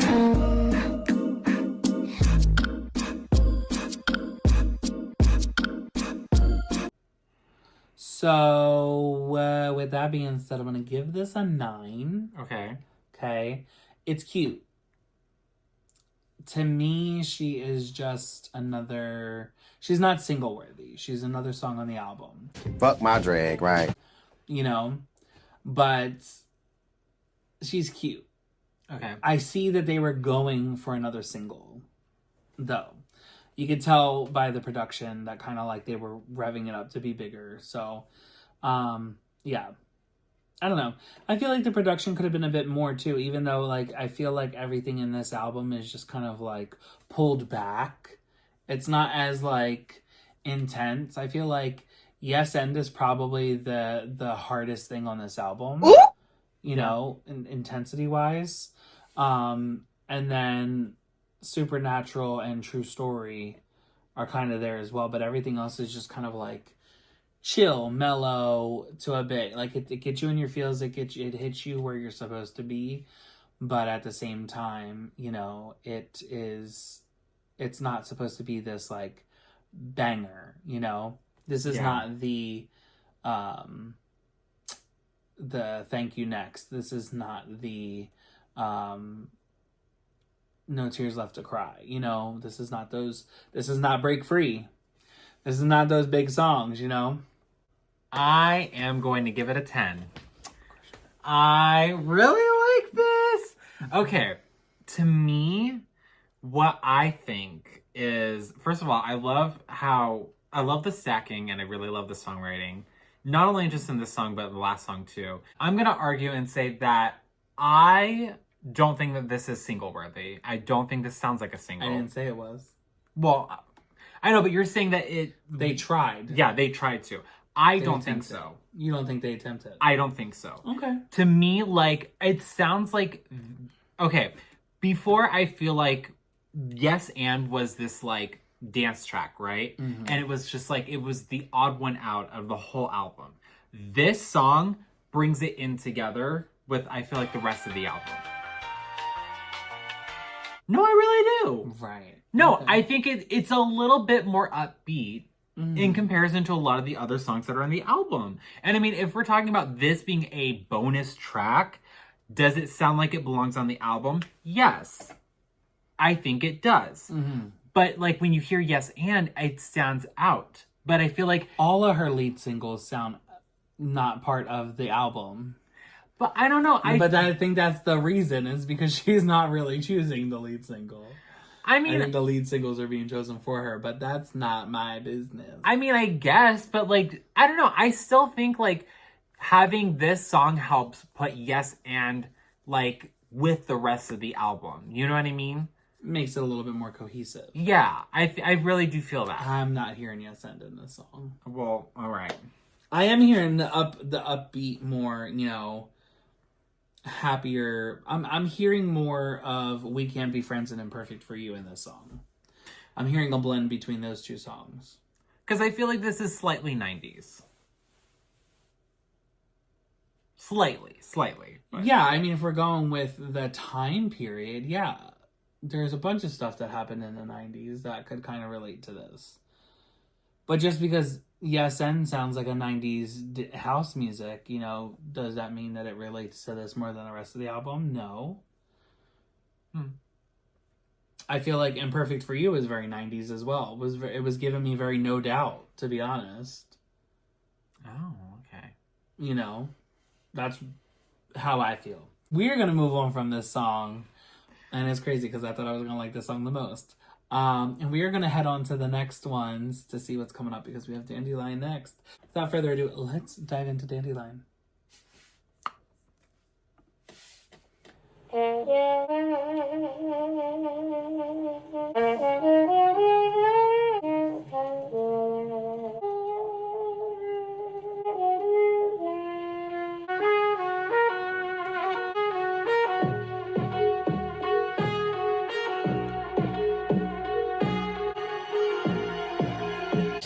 What I say,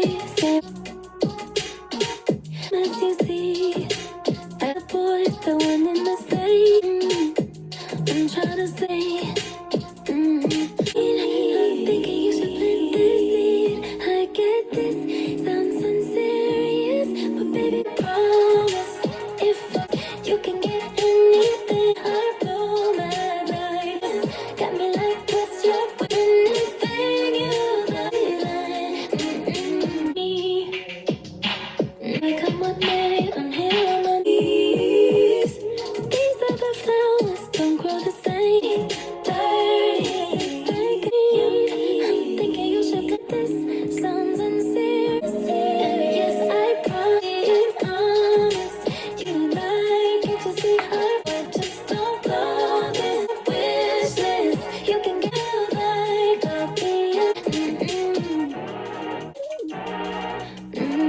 you know me, I'm just being honest. No, I'm on your list. I promise. If you can get in line, can you see her go? Don't blow this. Can get anything you like.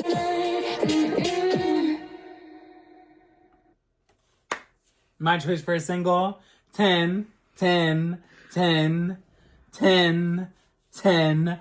First of all, this was like break up with your girlfriend and fantasize together.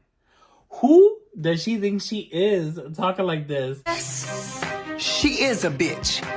B-I-C-T-H. First of all, gooped and gagged, the bitch collected me off the floor. I'm gonna be like, and y'all gonna eat it again. What? She said, I got what you need. I'm thinking you should plant this seed.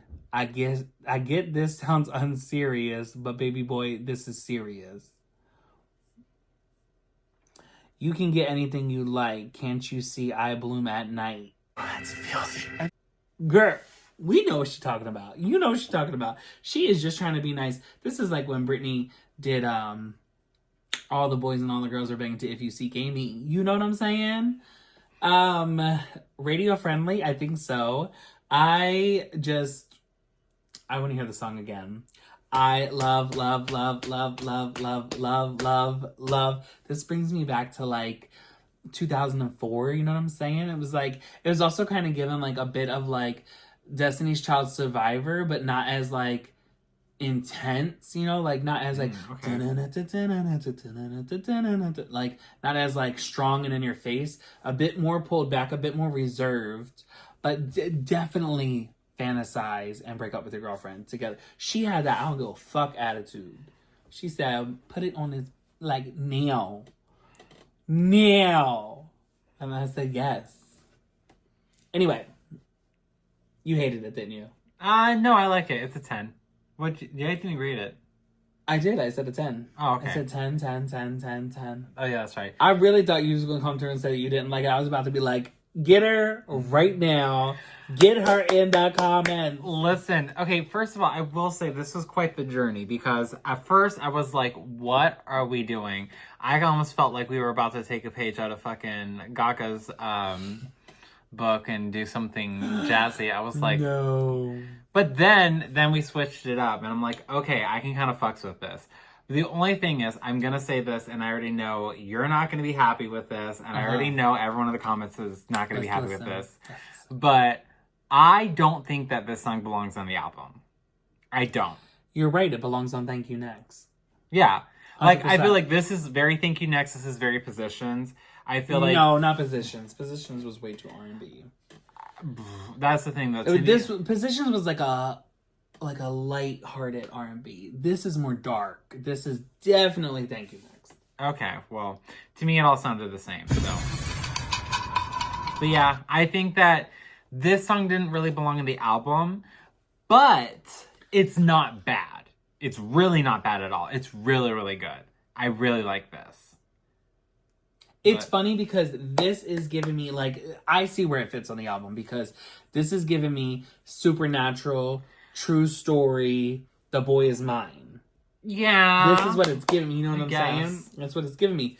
She's like, I'm gonna be the villain. I'm gonna be the sex kitten. I'm gonna get what the fuck I want. I'm grown. How old are you? Grown. Grown. Yeah, you cheated.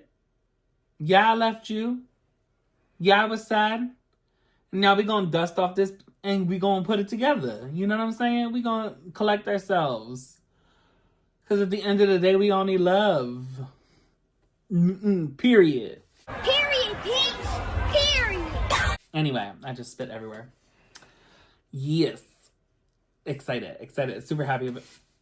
All right, we are on the second to the last song. This is Past Life. We only have one more after this. So, without further ado, let's dive in.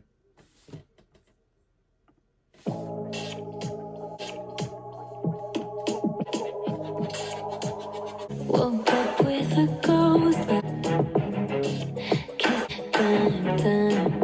I didn't think I just would change my mind. Learn so my back escape. You think I'm lost, but that's on me. One day I'll die. Wonder what would happen if I lay. Always wonder what would happen. Need all my expectations. Fine, leave it there. I'm fine, past life. No, this and that you were just doing that. I just didn't wanna waste my good night. Console my soul. Yes, it's just how you felt. Maybe I'm not sure. Let you lose me. What happened if I let my girl in the thing? Fine, past, baby. I leave you in the past. Body, my nose, maybe I am not what happen if I let you? Always wonder what would happen if we my recommendations. Now I leave you in the past. Fine, leave you in.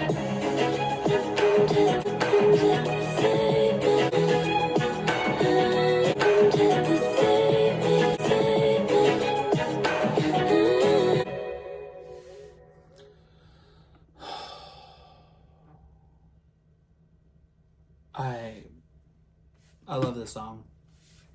I need to hear this in the car. I need to hear this in the car now.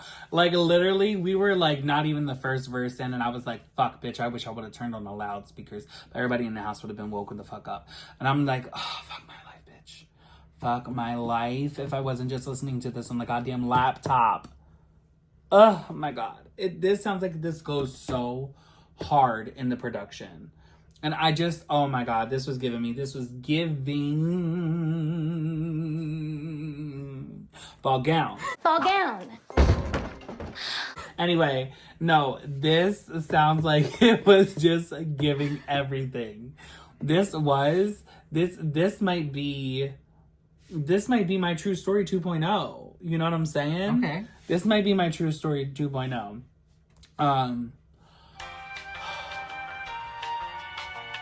I don't know. I wish. Oh my God. Okay, so wait. This might be the next single. I have no idea. I am confusion. So I am confusion.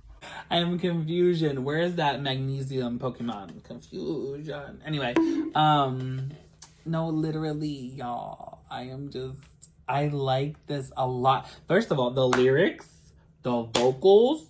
She held back on the rest of this album. She said, "Not today, bitch. Not today." I hope we get a complete visual album at 7 a.m. And I hope that we get lives for every single one of these songs, because I really need True Story. I need it. I don't care. I need it. And it'd be nice to finally get these. 10. Okay. So I think you helped convince me to rate it because I really didn't know how to rate this. But the second that you pointed out that if the speakers were better, then the quality of the song would have been better. And I think that's what was kind of messing me up. It was given the Tate experience. Yes. It was given the Tate experience. Yes. So just because, girl. Yeah. So I think I'm going to give it a 10. I really do like the lyrics. What's so crazy... Oh, God, she's really pulling some Mariah shit right now because her songwriting in this is crazy. The way that she writes these words and is using words that I don't really feel like you would ever really hear in these kinds of songs. Like, you have Warm where she's using exosphere. Like, I'm sorry, but, like, I feel like you could say, like, atmosphere, but, like, exosphere? What is the exosphere? That is, I think... one of the 7 layers from, what is that religion? No. Mormonism? Is that the exosphere? Like, no, it's not a religious thing.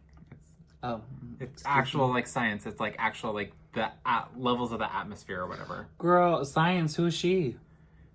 Exosphere, that's, I think, the last one before it goes into the yeah. 375 miles. It extends from about 375 miles to 6,200 miles above the Earth.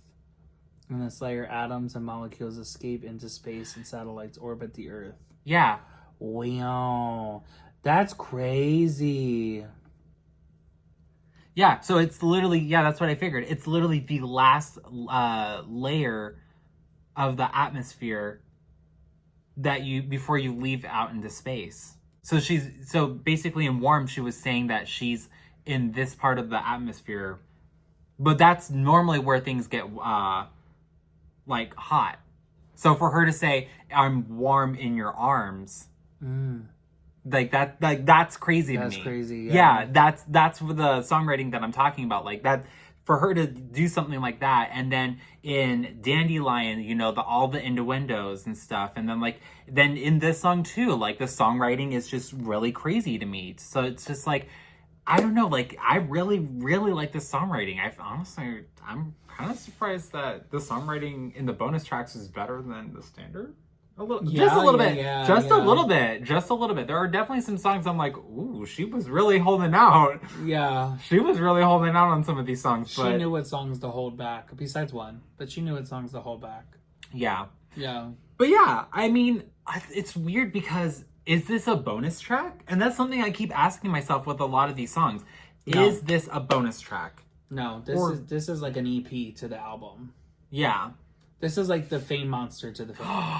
It is. Oh my god, it is. Oh my god, I cannot believe you just brought that up. Oh my god, yes, I see. I don't know if you guys just saw that, but you witnessed it, and she literally just leveled out of insanity. She just like, oh my, like literally, I could feel like there was thermal shaking around you. You know what I'm saying? It was just like fall gown. Fall gown.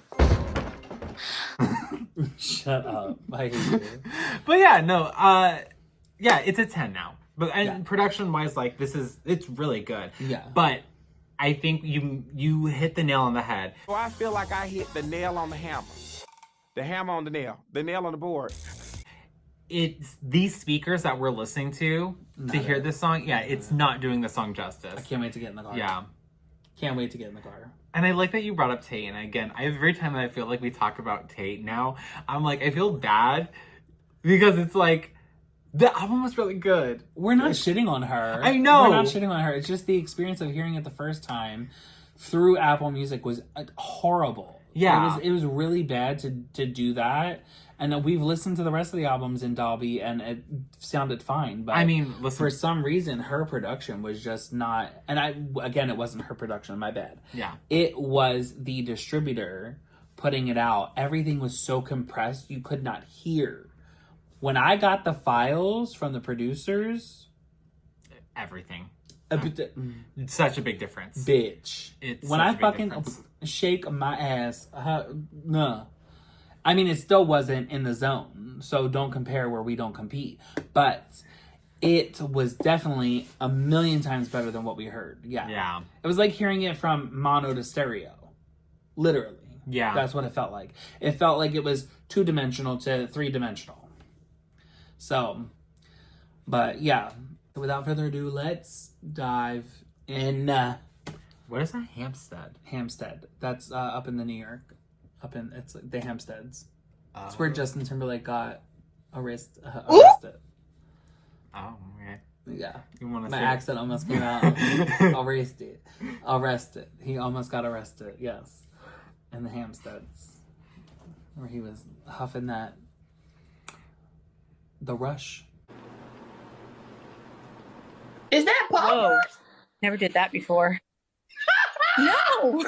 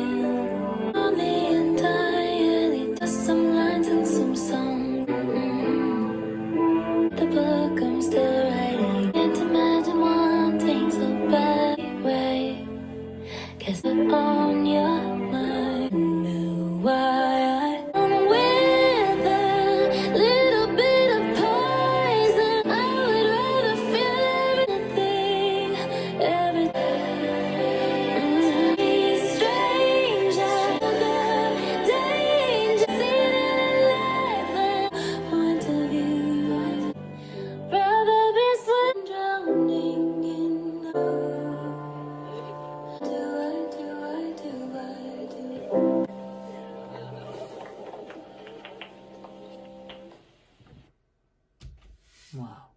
I feel like she said everything that was left unsaid. She called him out. She called out everybody. She said, I don't give a fuck. You are right. I don't give a fuck. Truthfully. She, like, and listen, I hate to do this, but I was also kind of getting a bit of Elton John with this. Okay.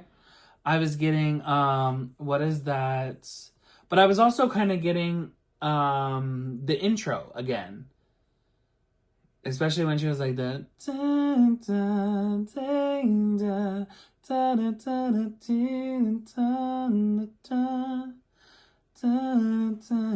that part. It was kind of bringing me back to you're mine, you're mine, you're mine. And if it all ended tomorrow. But just like on a lighter note versus the more like belting, you know what I'm saying? It was kind of giving me that kind of same like push and pull.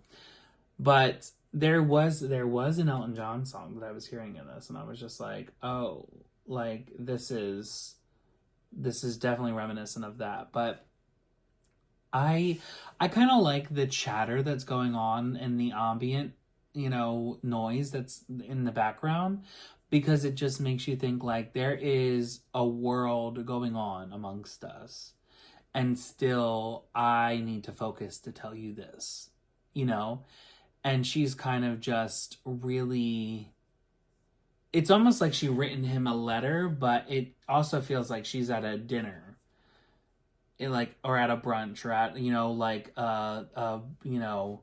a fancy restaurant, and she is talking to him one-on-one about this.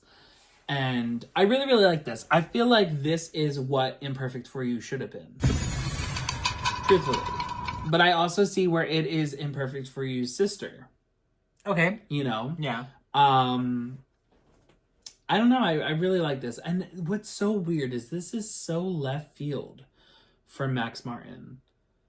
I did not think that I would hear this from Max, which also makes me feel like we're getting more of Ariana in this album than we are everybody else's input and production and this and that, like we did for the other albums. So yeah, I really like this. I'm gonna give this a 9 though, maybe a 9.5. Okay. And give it a 9.5. Yeah. Okay. What about you though? Oh my god, I don't know. I'm really torn between a 9.5 and a 10. Because I don't mind it. I really like it. It really had like a setting. The song really puts you in a setting. I really like the lyrics. I really like the singing. I really liked how you get to the second chorus and like, you know, she's stacking her vocals. She sounds great. But the honesty in the lyrics, like, it's crazy. Like, you really are hearing someone who's just, like, leaving it all out. You know what I mean? Like, and also, can we also just talk about, I think she subtly just gave a hint that she's gonna write a book and release it. Where? I'm surprised you didn't even catch that. 1 hour later. You think you've read the book I'm still writing. I can't imagine wanting so badly to be right.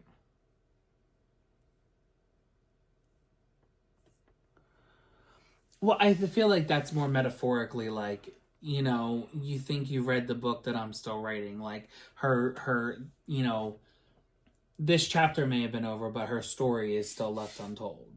No, I think she's going to write a book, and I think this is her hint that she's going to release it. And comment below down there and let us know if you think I'm right about this, and if she's going to be putting out a book. Because I think so. I think that that's what she's going to do. Or maybe she's not. Who knows? This is like Taylor Swift fans when they think everything is an Easter egg. Like, no, girl, this was a lyric. She was using imagery. No. She was painting the picture.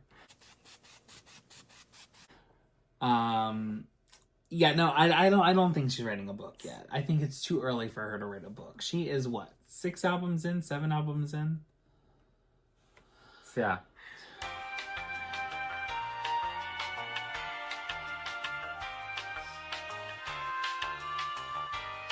This is 7. Album 7, right? I think so, yeah. Damn, her and Gaga are on the same amount of albums? Ariana's been pushing, bitch. She's like, I don't give a fuck. Bitch releases albums out. Yeah, she releases an album like every year or something. That's what Britney was doing too, and then she was like, full stop, bitch. I don't know. I think I'm just gonna go ahead and give it a 10. Okay. You know? I like it. I do like it. I think this is really nice. Let's talk about this as a collective, right? Okay, so we have the intro Into the World extended, and then we have all the way down to Hempstead. Now, to be honest with you, I feel like these songs could be placed throughout the album or in between certain tracks, and I feel like we'll talk about that at a later time when we kind of go over the entire album. I'd like to kind of refresh that.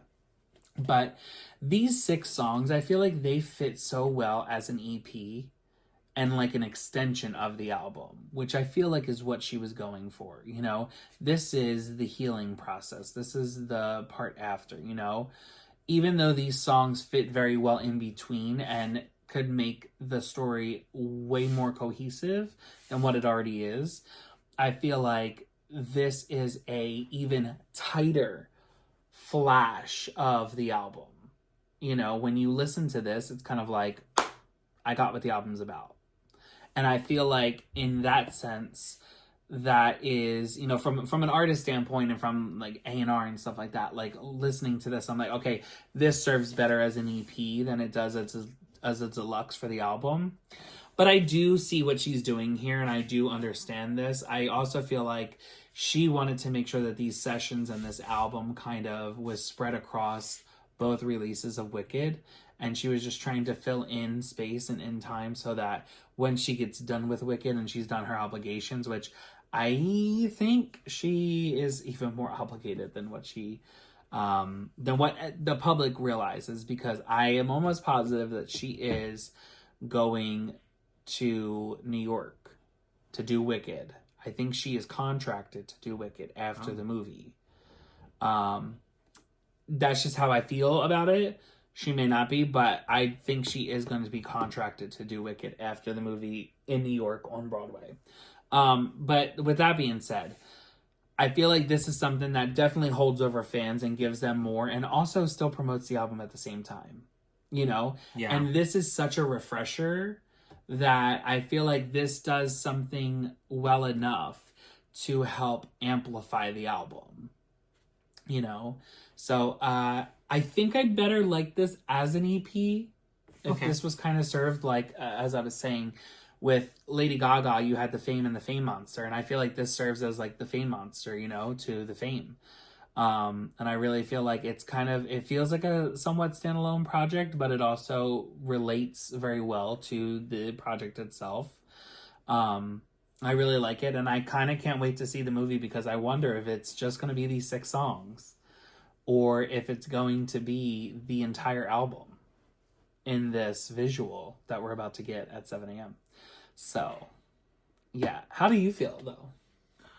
So, I mean, I really do like a lot of these songs. Mm-hmm.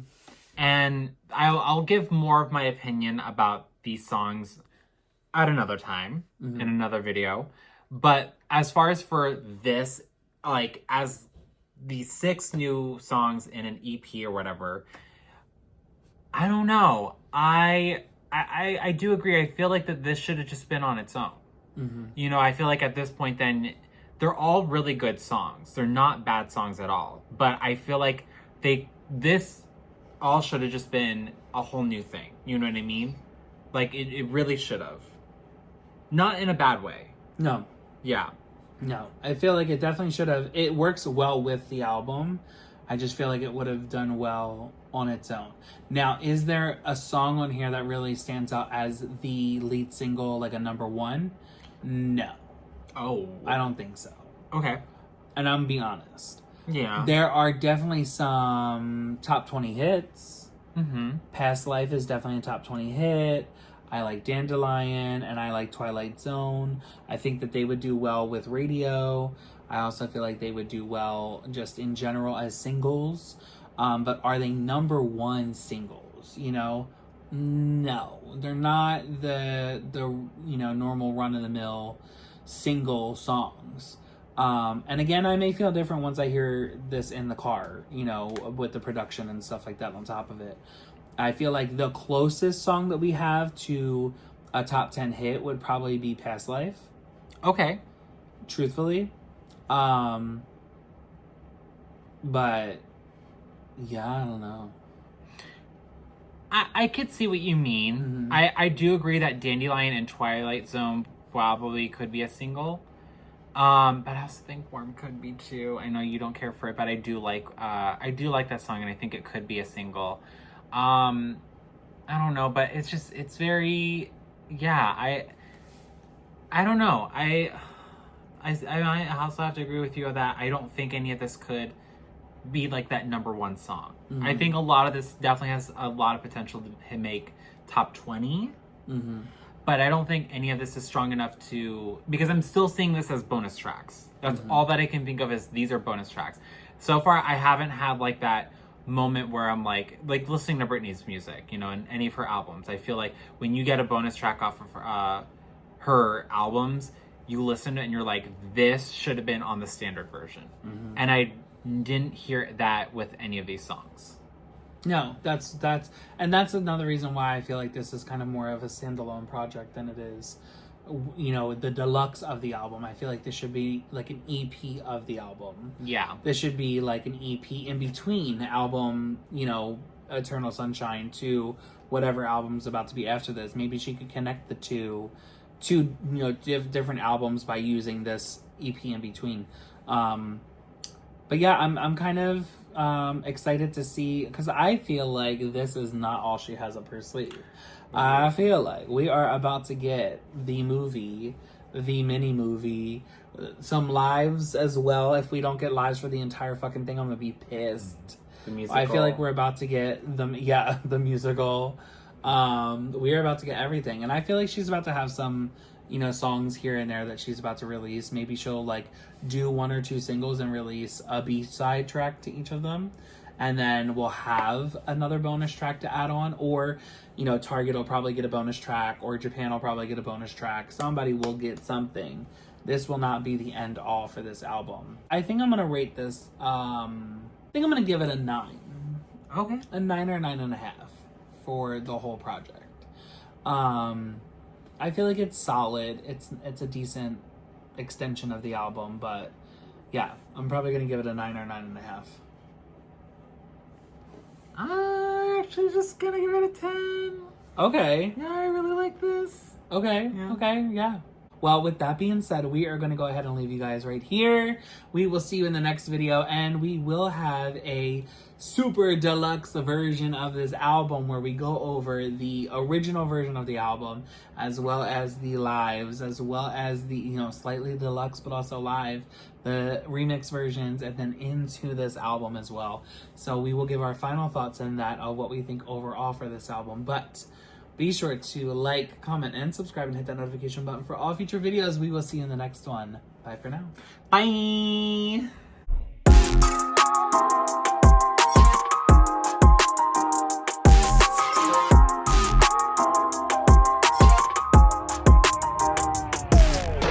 Until I feel the vibrations.